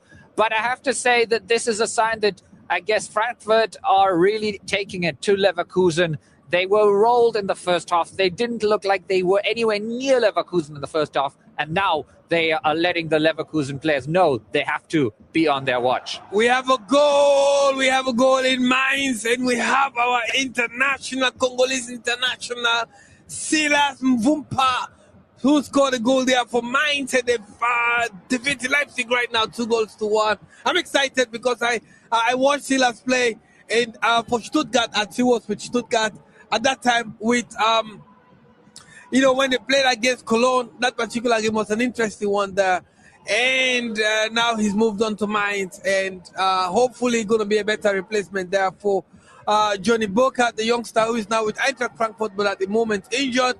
And Zilas has managed to put one in for Mainz there after Nadine Amiri. Well, actually, Buba, that's a whole turnaround for Mainz. They were 1-0 down against Leipzig, but they're able to be ahead 2-1 there. There's been another goal in the Hoffenheim Union Berlin game. Hoffenheim really bossing it in that match. Hoffenheim have had a really good season so far. It's actually quite surprising. Last year was bad for them. They struggled really hard. And I don't know what happened there with the club itself, but it looks like they are coming back in form, and they're not doing so bad. So let's see what happens. Right now, a bit of disagreement on the pitch here. Grimaldo unhappy with the way he was how he was fouled here, and it's Alex Garcia who's now remonstrating with Ritzer Doan, and the referee is trying to get everybody in position here as Leverkusen have a free kick quite far out on the left wing side going towards the Frankfurt goal. They line it up and they're coming to whip it in. That's actually the first yellow card in this game so far. As he said, it's been quite fair between these two sides, and that receiver of that yellow card in the 53rd minute is Rasmus Christensen. Nothing comes of this free kick. It's actually Amanda who's able to head it clear, and the volley that comes in afterwards is way off target. Artur racing forward, tries to get the ball up to Brown. Brown has the ball. He's moving forward, but he's fouled early and quite quickly is able to draw another free kick for Eintracht Frankfurt. They certainly have looked better. Skiri has had a quiet game so far, but maybe we'll see him come more to life here. Right, like you said, Skiri has not been very active, if I can put it a bit different from what you just said. Yeah, let's see. Maybe things might happen. He's usually quite versatile in that center circle of the game. A very talented midfielder of Tunisian heritage. Also played at the AFCON for Tunisia, or North African team. Number of Bundesliga players did actually play at the AFCON. Right. Even if you look at the North African teams, you have quite a lot of Bundesliga players with them that plays there, but also you had other in sub-Saharan African countries. You also had players that also like we talked about right now. We see Kofare, who played there as well for Cameroon, and Tapsoba played there as well for Burkina Faso. They exited quite early, I think, in the group stages. They didn't manage to make it far this time around, but we've had some changes now. Højlund is now in for Eintracht Frankfurt. Coming on for Larsen, exactly. Right. Well, that's one change. Another player who played at AFCON was the Algerian Faris Shaibi. Very talented midfielder, very young player still, but he did play at the AFCON. And hopefully he will be a feature for Eintracht Frankfurt going forward. He's a forward, but he plays slightly behind the center forward in this situation. He's more of a playmaker. Hopefully we'll see him. Number 8 for Eintracht Frankfurt. Maybe he'll come on a little bit later. Here, the ball is back in the middle of the pitch. Like Buba said, first yellow card dished out to Christensen, who's had I think he's maybe has a claim to be one of the most effective Frankfurt players, maybe with Ritzer Doan.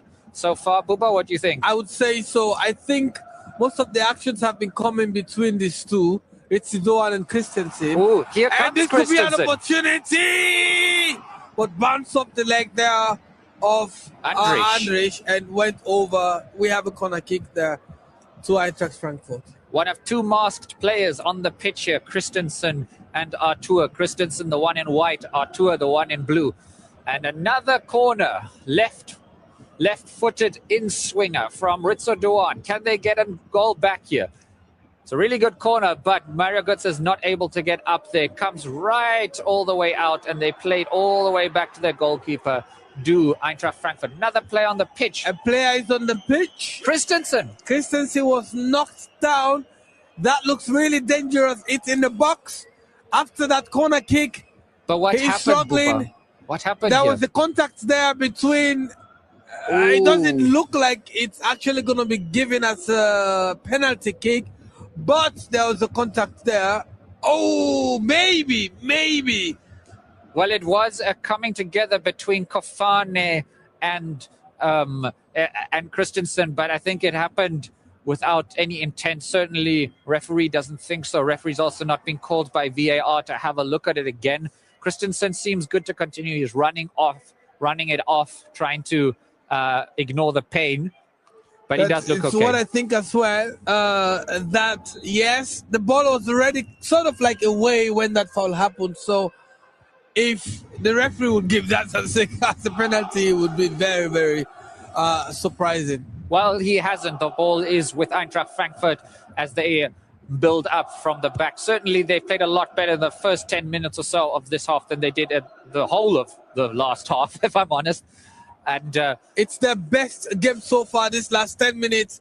I mean, the first half, they played okay-ish in the first 10 minutes, and they managed to really lose everything. And maybe in the second half, they might continue beyond 10 minutes being in control of the game so far.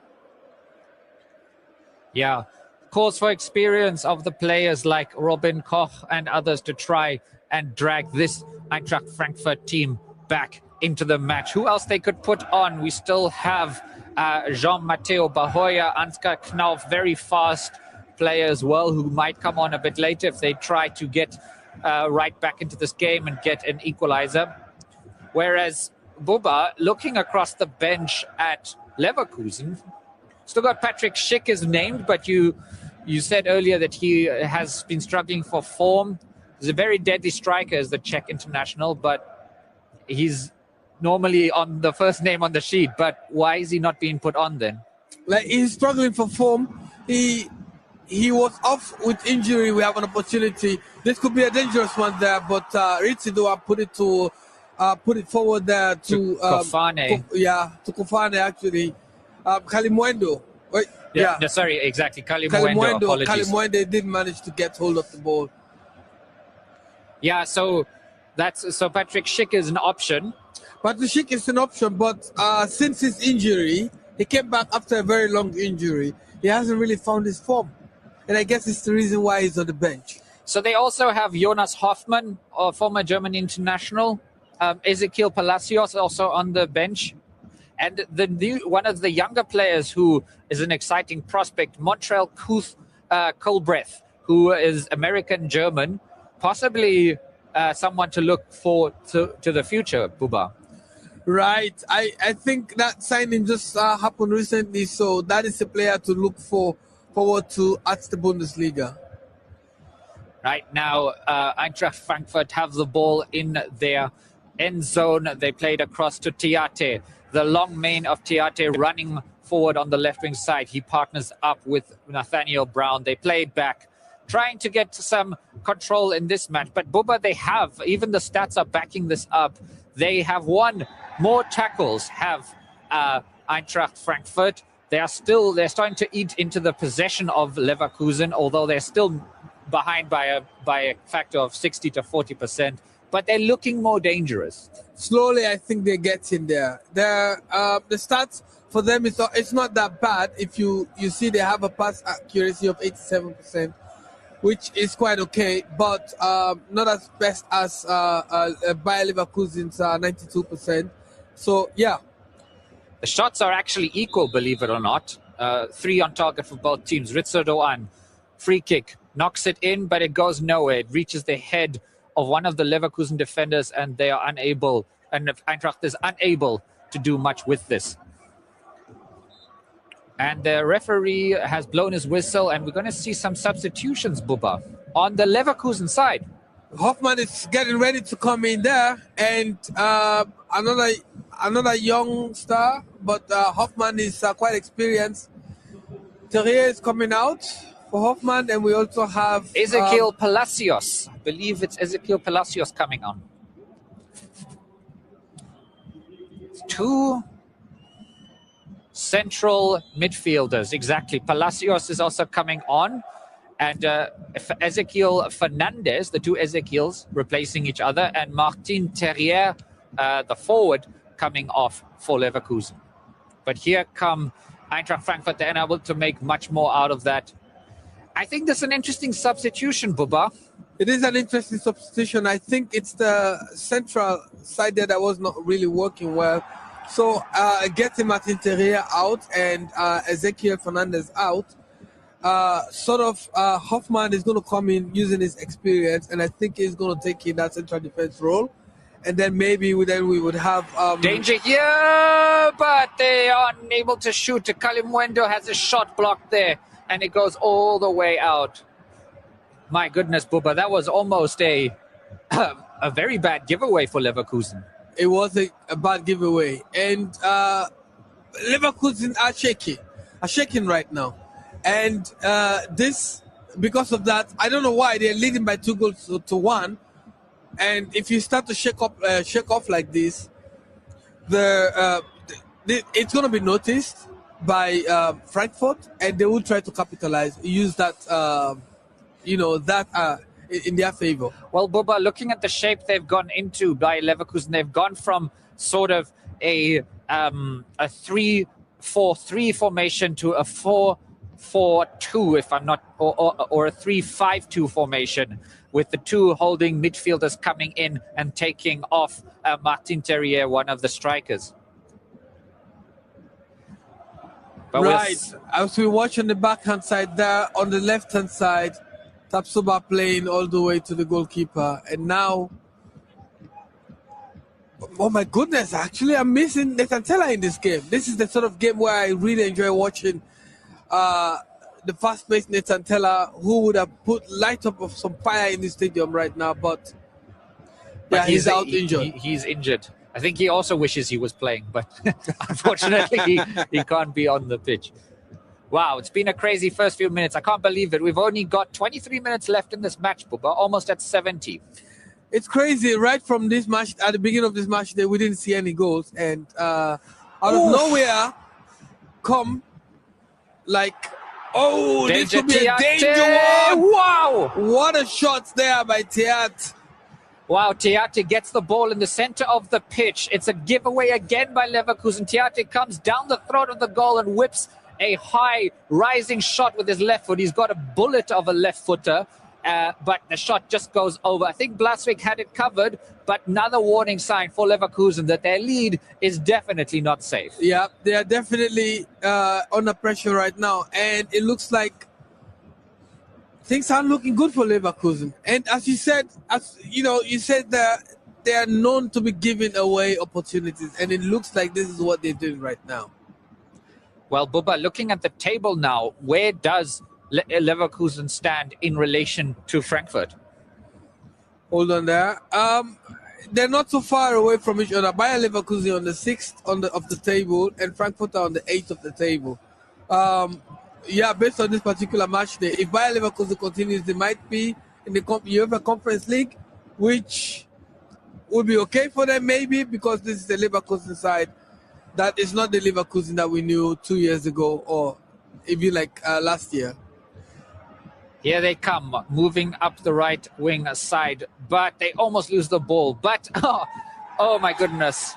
That's a yellow card. Another yellow card coming for Frankfurt here. A second yellow card for this particular foul. This is going to go to Skiri against Arthur, I think. Yes. Andrich is not happy. He's immediately confronts Skiri, and it's a horrible foul. You can't do that. I mean, it wasn't on a dangerous side. It wasn't like even if that ball goes through. Look at what he did. Look at that. Look at that. Skiri had no chance of getting to that ball, and then he just swept Arthur off his feet. And I can understand why Andrich is mad and quite angry. And it wasn't even in a particularly dangerous position here. We're seeing substitutions, though, and I'm quite surprised. Ritzer Duan is coming off. But who is coming on, if I'm not mistaken, it is indeed the young American, right? Ritzer Duan is coming off. Ansgar Knauf is coming on. And Ayuba Amamuani is coming on. Ayuba Amamuani Esh Guyab, who is Moroccan and Spanish. A very interesting young talent who is only 21, but this is one of his first games in the Bundesliga, but he has already scored, and he scored against Stuttgart. We'll have to see what he can bring to this match. Can Shaibi also be brought on at this stage? I think Shaibi, they need to bring in Shaibi here. Fares Shaibi is a youngster who's actually got some pace. He could he could do something in there for Frankfurt, but let's see.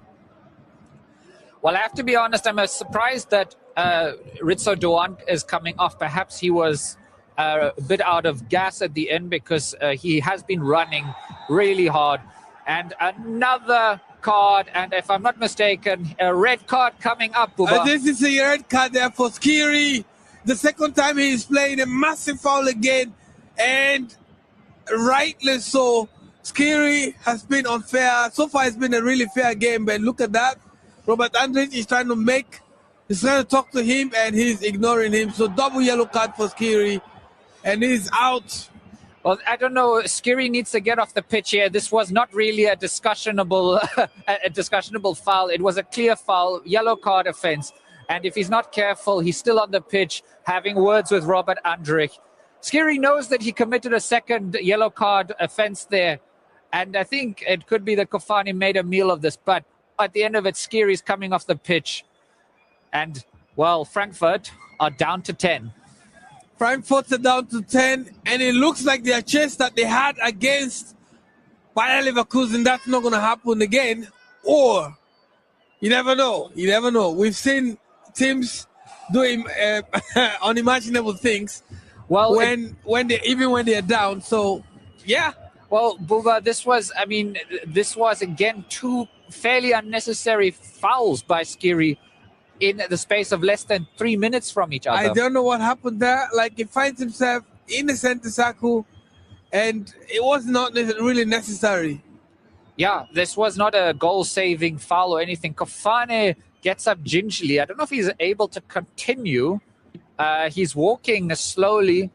But if anything, what we can see now is that not only are Frankfurt 2-1 down, but they are a man down. Right. And the momentum they built up, it seems to have dissipated. You can even hear the stands have gone quiet. And I'm pretty sure they're going to be really mad. But as we see Patrick Schick getting ready now to come in there for Bayer Leverkusen, Kofane is out. He's not going to be able to continue this game. And for him, Patrick Schick is now here. Let's see if he's going to make some difference there for Bayer Leverkusen. Right, that's the third substitution for Leverkusen. Remember, Jonas, Ezequiel Palacios, and Patrick Schick on the pitch now for Leverkusen. And this, I think, really, Buba, is Leverkusen's game to lose now. It is Bayer Leverkusen's game to win and Eintracht Frankfurt's game to lose. Well, if I can put it this way, but I'm excited. Union are back. They've got a goal there in Hoffenheim. Union 1, Hoffenheim 3. Right, looking across the other results, or let's say current results of the Bundesliga. Buba, that's an exciting amount of goals that we've seen now flying in across the country. Augsburg taking a 2-1 lead now against St. Pauli. Hoffenheim beating Union Berlin 3-1, and Leipzig are still losing to Mainz. And there has been a goal in the Borussia Mönchengladbach versus Werder Bremen game. Oh, my goodness gracious. Patrick Schick almost making an immediate impact. He gets the ball coming out of nowhere, and he goes down in the box, but the referee is having absolutely none of it. Leverkusen, meanwhile, look a whole lot more relaxed, I have to say. Leverkusen are playing a really relaxed game today, but Eintracht Frankfurt, they're not giving it so easily as they push forward there. Christensen with the ball on the touchline down on the right-hand side, but lost control. Just looking at a cross here, it's a bit of a broken play here. Would have counted had it gone in. Schick gets pushed from behind. I think there was not enough from Almonda, but maybe this was lucky. I'm not sure. What do you think, Buba? I think there was a little bit of push there. Maybe Patrick Schick made too much out of it, but the contact was there. and he was pushed down quite easily, and he fell down quite easily. So I wouldn't necessarily give that as a penalty kick, but the contact was there. Well, referee Schroeder agrees with you, Bubba, and the game is underway here in Frankfurt as they move forward. Do Frankfurt, they try in search of a equalizer. They get the ball out here too. They get the ball out to midfield. They pass it forward. They get it back on the right wing side, but they're failing to get the ball into the middle. It looks like a struggle here in the center circle. Bayer Leverkusen pushing forward. Are they going to do something out of this? Oh my God! What a shame. The final pass there, final pass really not good there for Artur. Artur really overran that as unable to put on to add the finishing touch to that counter attack. But Leverkusen have the ball again. They won possession again, and they're pressing really hard. Hoffman laid the ball there to Artur. Artur look back and plays the ball back, and. Yeah. Well, Bubba, to be honest, we have quite an exciting situation. Frankfurt have put their guards on the table. They've put Ansgar, Knauf and Ayube onto the pitch. They are clearly aiming to try and get this out, but that leaves gaps at the back, Bubba. It leaves some gap there, and I don't think it's a gap they're going to be able to manage. We still have about 15 minutes more to go, and that is a really long time to maintain for Eintracht Frankfurt. I don't know how long they're going to be able to keep this up.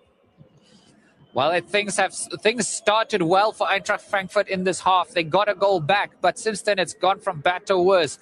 First, they suffered a yellow card for Rasmus Christensen, and then Elias Skiri getting himself sent off with 2 yellow cards in the space of 5 minutes. As Leverkusen move forward, they come across here, and it's a shot coming in, and it's not quite on target there. There's a shot coming in, but I think this is going to be called offside. It is, in fact, called offside. It was a clear offside there. Tapsoba trying his luck, but that was very much offside. He knew very well that he was an offside when he went for that ball. Well, what an exciting few minutes we've just seen here in this matchup between Bayer Leverkusen and Eintracht Frankfurt. Slowly, we are starting to hear Frankfurt fans come back into the match. They were very quiet a few minutes ago. Yep, they were, and slowly maybe they might be picking up, and I think those are basically the ultra who are still maybe enjoying the game or probably angry. Because if I were an Eintracht fan, I would be angry at Skiri. Because within the space of less than 5 minutes, he managed to get himself a red card, 2 yellow card. Really unnecessary yellow card. There was nothing dangerous there. He didn't need to play those fouls. He played those fouls, and if I were a fan, I would be really mad at Skiri. Yeah, certainly. The other players on Frankfurt's team, they certainly dropped their heads when they saw their midfielder go off for a second bookable offense. But they have to keep playing. They've got about 15 minutes, perhaps less, to rescue this match, get a point out of it as they try to turn their season around, Frankfurt. Right. As we watch Leverkusen in possession over the left-hand side, Hoffman looking for Patrick Schick there, but Thiet managed to cut through, get the ball played all the way to the left-hand side, and we see, this is a struggle there. Eintracht Frankfurt also not letting down as Kalimwando tried to go through, but passed the ball and it's number 7. Knauf. Yeah, Ansgar Knauf trying to look for... They bring it back to the middle. It gets all the way to Amonda, back on the right wing side again. As Frankfurt desperately try to find a way through this blue wall that is the defense. They get it to Thiat, who's had a good game so far. He knocks it in, but again, it's pushed right back out. Thiat on the ball again. Goes across to Holund. Holund manages to pass it out to the right. Amonda has it, but he gives it back to the right winger there. It's going to be Ayub who's running across. He puts it a very fine left-footed cross, but it finds nobody, and Blasvik will take his time to gather this ball up. Right. It looks like Eintracht Frankfurt are trying to do some changes here. But what do you do in this situation, Two Bubba? coaches are assessing and trying to make a decision, see what they could do. what I could do, really, I could just sit deep. I could ask them to sit deep because if they try to push forward, this could be dangerous for them. As we see Grimaldo coming all the way with the Blues, they are looking towards the right. Arthur with the ball, looking for Patrick Schick, but Patrick Schick was hiding behind Theat. Theat headed the ball away. And Theat, he's had a really good game today. He's been the standout performer for Frankfurt, I think. Absolutely. And Theat almost single-handedly keeping Leverkusen out of the game. Artur has the ball, the masked raider on the right. He has got it for a throw-in, looking for his teammates who are looking to slow the game down a little bit, and I don't blame them for Leverkusen. Theat has the ball on the right. Can he get a cross in? He can, but it's way behind the goal and goes out for a goal kick. It's going to be Santos tries to get the ball up, but takes his time, passes it up, and they're going to play from the back. 80 minutes gone, Buba Jalo. 18 minutes indeed, and we have about 10 minutes of normal time. There could be some other time there after those fouls there against Kofane.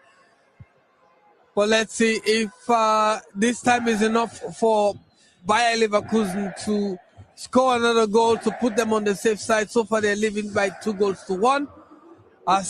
Well, Bubba, I think it's still an exciting 10 minutes. Two teams with a notably fragile defense trying to defend a leader, one trying to gain a goal in the last 10 minutes. I think there could be some twists and turns. But before that happens, just a shout out to our partners across the African continent. Ray Power, Bubba, who you spoke to yesterday. Thank you so much for joining us. UBC in Uganda and our partners in Ghana and also Southern Africa. We always love it having you to join us for Bundesliga top match of the day. So many of you are listening via our partner stations there. And there's also a few of you who are listening via Facebook or by YouTube, DW Africa. So you can always go there and leave your comment. And we will get some of your comments. But big shout out to you guys at ABC and my friend there, Frank Higa with UBC, sorry, not ABC, UBC Radio in Kampala, Uganda. We have great power in Nigeria. You guys are awesome. Well, Boba, you know what's also awesome? The skill and tenacity of Alejandro Grimaldo. He's now on a corner for Leverkusen, who are making another change. They're bringing on, if I'm not mistaken, Ernest Poku. And Poku is coming in there for Tillman. Tillman is out. Number 10, Tillman. The goal scorer, Tillman, the first goal scorer for Bayer Leverkusen is out. Well, actually, after his goal, he's had quite a quiet second half. Has Tillman. He did his part in the first half, but he's had quite a quiet second half. Perhaps maybe a bit of tired legs after his exploits in the Champions League, but it doesn't matter. Number 19, Poco on the pitch, like for like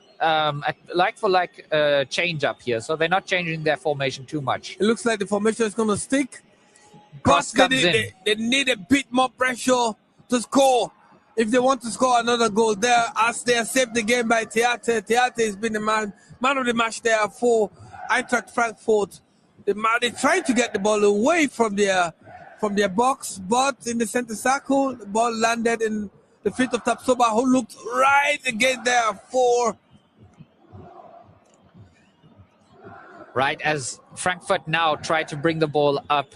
Højlund manages to pass it up to the left, and not Ansgar Knauf, apologies. It gets crossed all the way across. Christensen has it, but it gets taken away. Ansgar Knauf chases after it on the right wing side. He passes it back to Amanda, back to Højlund. Højlund finds Knauf. Can he get the cross in? He does try. It goes in. It is dangerous. And the referee blows for an accidental handball against Frankfurt. And that will be a free kick for Leverkusen on the edge of their box. And there's another change, Bubba. We have another youngster coming in there for Eintracht Frankfurt. And who is going out? Yeah, we have... it's... another youngster going out, I think. This would be... Yeah, number 19, Jean-Matteo Bahoya coming on for Eintracht Frankfurt. They've put out another forward onto the pitch, and Nathaniel Brown coming off the pitch for Eintracht Frankfurt. So a like-for-like substitution there. The only forward player that is not on the pitch yet for Frankfurt as they try to find an equalizer is Faris Shaibi. Right, and it doesn't look like Faris Shaibi is going to be able to come in there after they've done how many changes? 1, 2, 3, 4 changes. They've got one more They've change got left. one more change there, so maybe they have opportunity there to bring in Faris Shaibi. Let's see if Faris Shaibi is actually in form. Yeah. Meanwhile, Leverkusen also have one more sub left, but they probably will wait a bit now. They look a lot more calm on the ball now. I mean, it helps that they're also one man more than Frankfurt at this late stage of the game. Legs are getting a bit tired. We only have 5 minutes of normal time left, Buba. 5 minutes of normal time. Can Leverkusen seal their goal? Can they do that? Oh, dear. Well, Buba, they almost have a chance here, but unfortunately, the referee blows a foul here against them in the right corner. I think Tiat was smarter there, even though it was not really a foul. He just made a big deal out of it and managed to get the referee to blow in their favor. Teat goes down under a challenge, but is able to sell it to the referee. Yes, it was a push, maybe not as dramatic, No. but he's able to sell it. Does the experienced Teat, the French left back there. You know, that's the thing, though, with a lot of when they say experience matters in games like this, it's situations like that, Buba, probably you're looking at. Situations like that. That's why when you see a match where, experienced players like that, and I used to see that how, they are able to manage to gain time. They are able to this cleverness of actually doing these little things that you don't see. This is what sometimes wins football, and these experienced players have that. One of the masters of that, Giorgio Chiellini, former Italy central defender, an absolute master of that. Him and Leonardo Bonucci when they played together in the Italian defense. Right. That's right. That was an interesting combination there. As we just seen another veteran, Jonas Hoffmann, win the ball in a really tactical way. Looks like a foul, but it's not really a foul there. Remember, we are, of course, in the Bundesliga, one of the top leagues in Europe, one of the top 5 leagues, as Frankfurt tried to desperately get a shot here. Can they equalize? Oh, That came very close wow. there. What a shot there. That was such a key save by Blaswick. He's not had all that much to do, but he was on top of it here. Ayub with a rocket of a left-footed drive, but Blaswick keeps it out of the top left-hand corner for Leverkusen. But the data is not completely gone. It's a corner now for Frankfurt. Can they get one back here? Well, not with a corner like that. Doesn't clear the first player. It wasn't well shot there by Ayub. Landed right there, but they're still in possession there as Ayub takes hold, and maybe he might take a flank there, but also landed on, didn't go through actually. And as we see, Ayub struggled with. Bahoya now with the ball. Can he lift it up? They're really trying to get crosses in, are the men in white, but the ball is cleared out by Leverkusen, who now have everybody, believe it or not, with Patrick Schick even behind the ball here. Right. It's one of those times when Leverkusen really make mistakes. These are crunch times, really tough. Frankfurt are one man down, but not giving in, pushing really hard, not even showing that they are one man down. They're playing as if they're playing normally, as Ansgar Knauf take that shot there on the right-hand side. And he's going to take a throw in again. It is true, Buba. The Leverkusen have not made their superiority in numbers count very much here. Frankfurt not letting that red card hold them back as they go in search of an equalizer. They get it across. Ayub has the ball in the box, and it goes out for another corner here. Another one of those weak balls again that has been played here. And the first goal was like that. It came out of nowhere, and it was just a weak ball. And we see that again. And I think Bayer Leverkusen have got to be careful.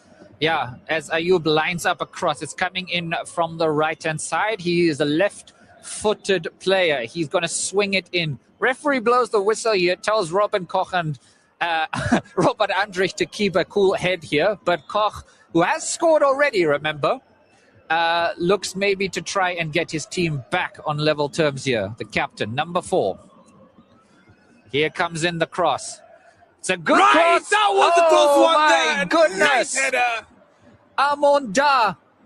Was that the chance that they miss here? Amonda with an almost free header, and it just shaves the outside of the post. The goalkeeper was beaten. He was never going to get there. My goodness, Buba. What happened there? What happened? Frankfurt are so close. They're really that close to actually getting an equalizer here. But, yeah. Wow, it's so exciting. We're on 90 minutes. We're at the end of normal time, Buba, but there has not been an indication from the officials as to how many minutes of added time there will be. I can't imagine there's more than 1 or 2 minutes. I think it's going to be about 3 or 4 minutes. Let's see what happens. But Frankfurt are really pressing really hard against an 11-man side. They're 10-man, and they're pressing against an 11-man side. And they're getting all the opportunities within this crunch time right now. Well, Gerald Kwanzaa really lucky he did not concede a free kick in a promising position. His arms were all around the Frankfurt player, but the referee says play on. It's now a tour on the right wing side. Kasper Holmand, the coach of Leverkusen, looking nervously at the clock, but Leverkusen have the ball, though they don't. Santos able to get there. Goalkeeper wins it back. You have a feeling that it's a now or never situation. I think it's a now or never situation there for Eintracht Frankfurt or even for Leverkusen. 5 minutes of added time, 5 minutes, Kai, of added time, and Eintracht Frankfurt are really piling the pressure here on Leverkusen. Well, it's so exciting in this match, but we can't forget that we also have some other games across the Bundesliga where there's also lots of things happening.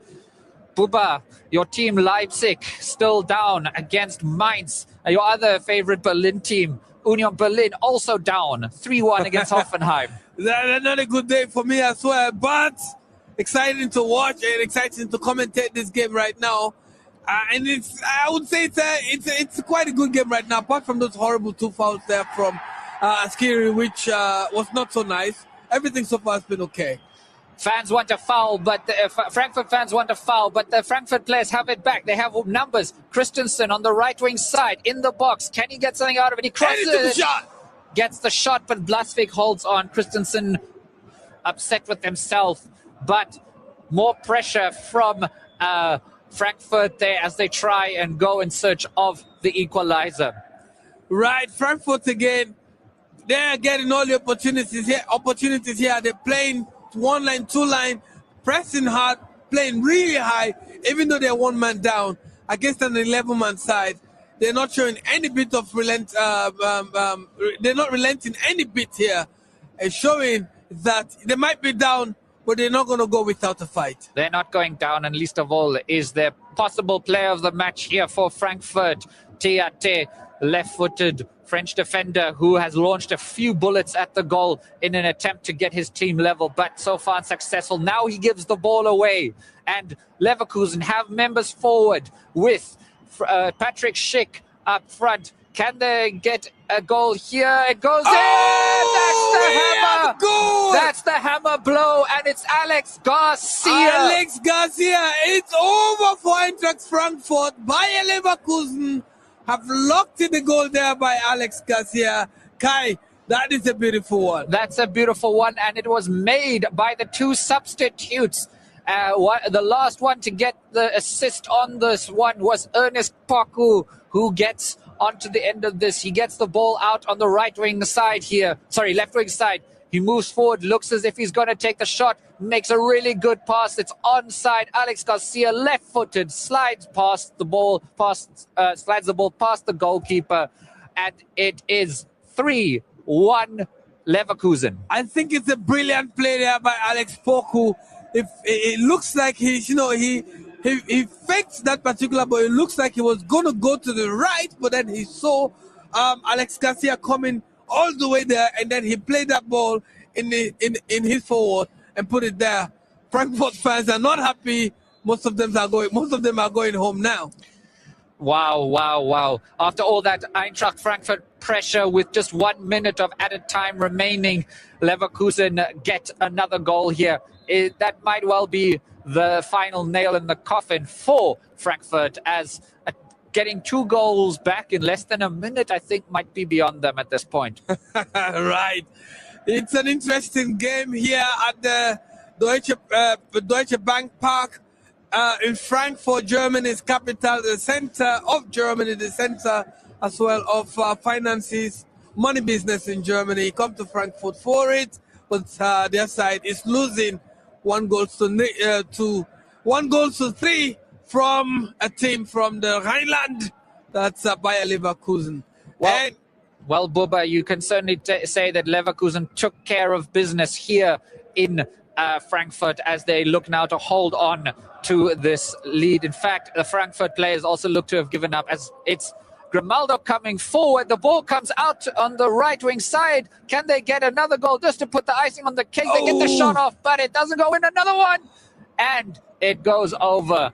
But I don't know. Palacios taking a wide shot there, but went all the way to the top. But yeah, it's Bayer Leverkusen the happy side right now. Certainly, although I have to say a 4-1 victory for Leverkusen might not be a true reflection of the game, but 3-1 I think is fair at this point. You're absolutely right. You're absolutely right. And I think, yes, they deserve to win, but not 4-1. I think this last time we have a final whistle. Yeah, it looks like. Yep, the referee has had enough. He blows the final whistle.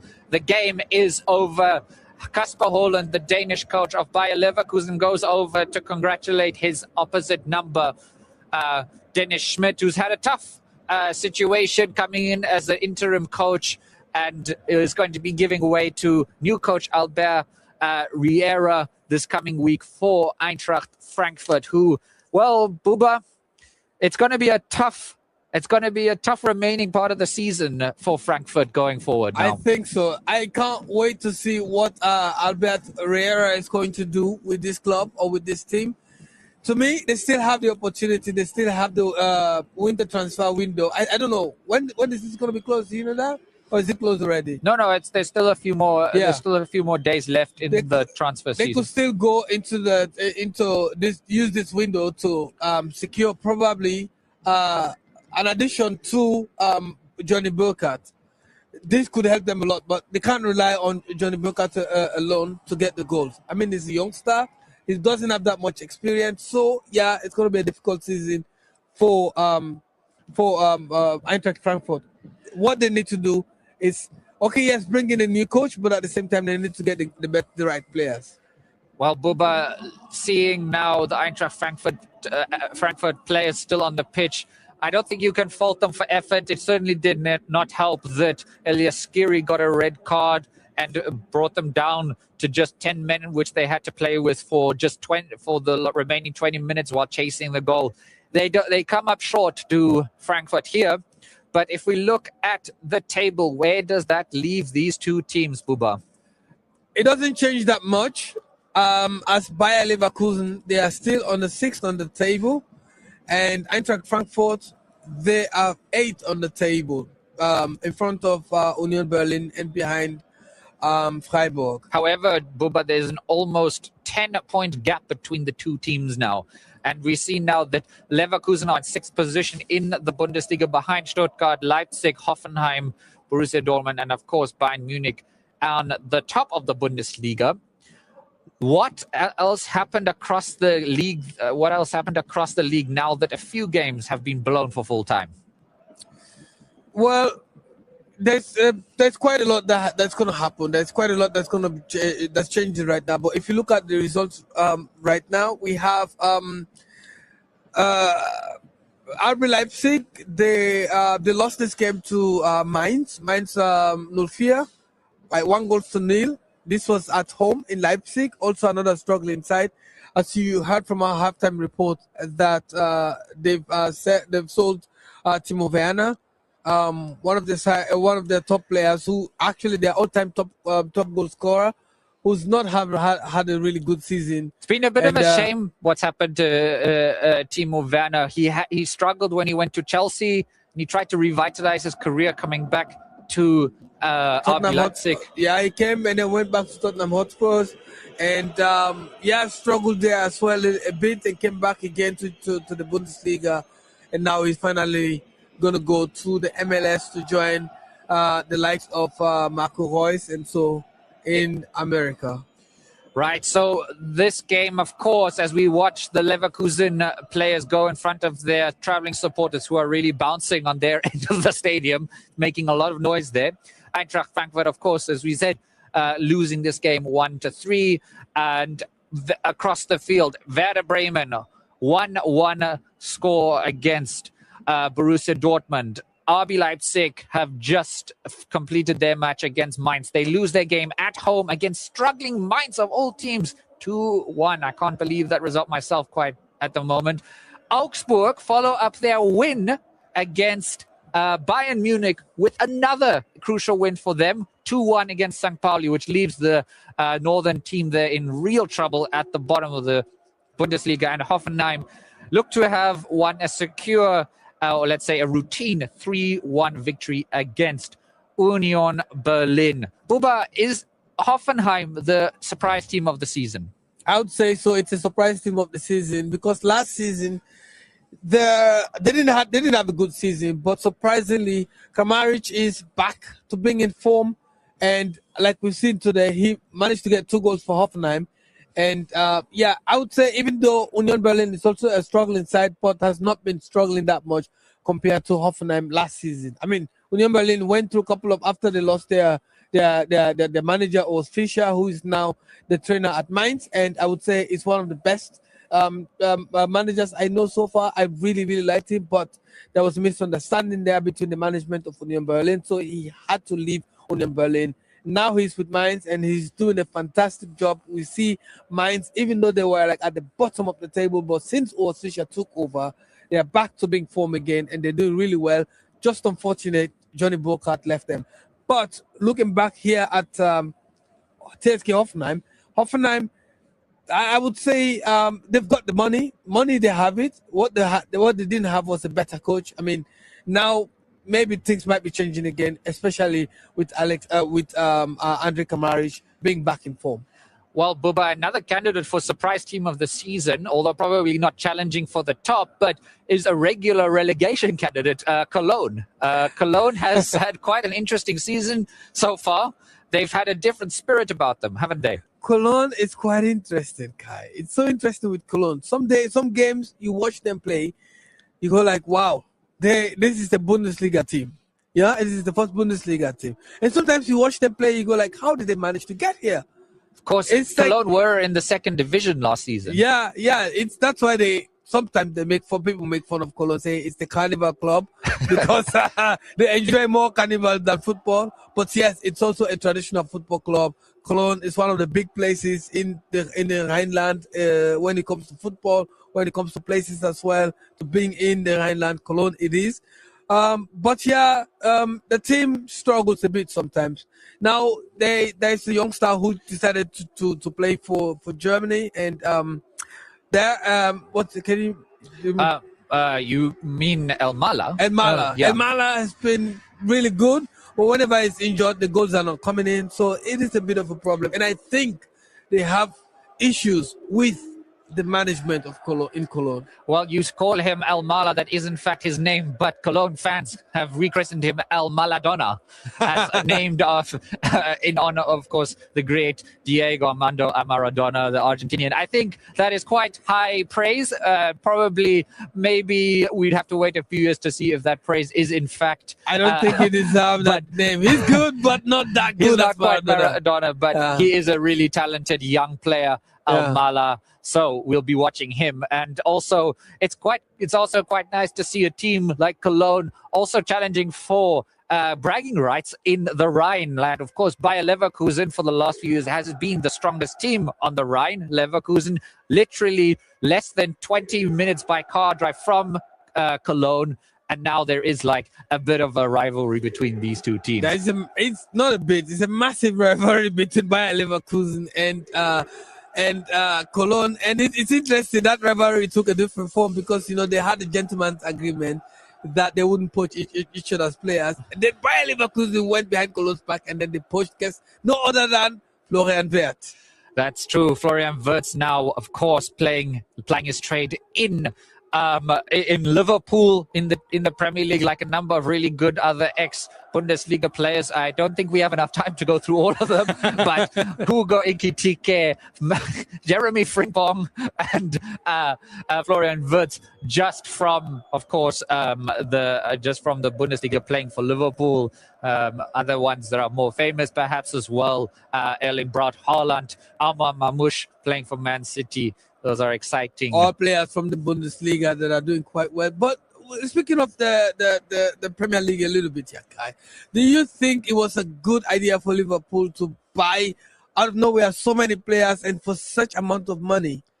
Well, only the top brass of Liverpool will be able to answer that question at the end of the season. They certainly haven't had the season they all expected. Have Liverpool. They've been a hot and cold team in the Champions League. They've been really quite good in the Premier League. There's a big crunch match on the subject, because, of course, one of the big acquisitions for Liverpool was Alexander Isak, who has since been injured. But today, Liverpool play Newcastle United, and it's become almost a grudge match just because of the transfer of that one player, where Isak signed for Liverpool after in acrimonious circumstances. Yeah, like you were saying that he wanted to go to Liverpool and Newcastle wouldn't let him go. As a result, he decided to strike or kind of not play until that went. So it was like a massive disappointment between the fans and Alexander Isak. In the end, that transfer went through, but there is a bit of a bad blood between Liverpool and Newcastle right now. But Buba, we have to turn back to the Bundesliga, because there is one more match that's happening today, and it's a big one. Two traditional clubs, Hamburg versus Bayern Munich, and we just had the team sheets released, and I will take you through who's in the starting lineup for Hamburg. And we're going to start obviously in goal, where we always start. Daniel Heuer Fernandez is in goal for Hamburg. William Mikel Brenches on the right back position, Miro Muheim in the central defensive position, Luka Vuskovic, also in defense there. Now they're playing five across the middle. Albert Sambi Lokongo playing there. Daniel El Fadli, Fabio Vieira, Nikolai Remberg, and Nicolas Capaldo make up the midfield. They're playing five in the middle. Ransford Yeboah Königsdorfer and Bakary Yatta are the strikers for Hamburg as they try and stop the behemoth of a team that is Bayern Munich. Bayern also have like a really good lineup here, and if you look at, they're starting along Alphonso Davies in this particular match alongside Min-Jae Kim, Upamecano, and Stanisic at the back, and having Kimmich, Olise, Leonard Karl, and Pavlovic as well in front of them, and Harry Kane and Gnabry. I was surprised that Jamal Musiala is not on the starting lineup today, even though he's not fully informed yet, but there was expectations that he might start full-time in this particular game, but it's a bit surprising to not see him on the lineup. Well, facing Serge Gnabry and Harry Kane is, of course, something that no Bundesliga defender ever wants to do, but there you have it. They're on the bench. They still have Luis Diaz and Nicholas Jackson. Vincent Kompany has an embarrassment of riches in attacking talent. If you are able to leave Luis Diaz, Nicholas Jackson, and Jamal Musiala on the bench and still have a formidable lineup, that tells you how deep that team is. It's no wonder why Bayern is so good right now, because, having this amount of players on your bench, Jonathan Tah, one of the big defenders of the Bundesliga, and, having Jamal Musiala, Goretzka, Nicolas Jackson, Luis Tom Bishop, it's almost like a second string team. Nicolas is a Bayern fan.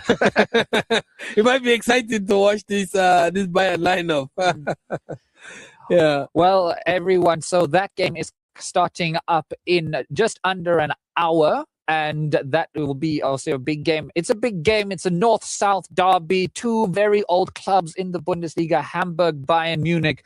We'll be watching that live. We won't be able to cover it, but that will be the game we will be watching. As for next week, we'll also be back, Buba. We will be back next week. And do you know exactly what game we should do? Well, we base that on the results of the previous week. So we will let you all know. Follow us on our Facebook page, DW Africa, and on our social media platforms, including YouTube, to get the latest on our Bundesliga commentary. All the action coming to you from DW Africa. From me, Kainebe, as always, it's been such a pleasure hosting you for this match. Bye for now. And from me, Buba Jallo, thank you so much for being here with us. And as well from Nicholas, thank you as well. Nicholas has enjoyed watching us do our thing. So until next week, have a wonderful weekend and weekend.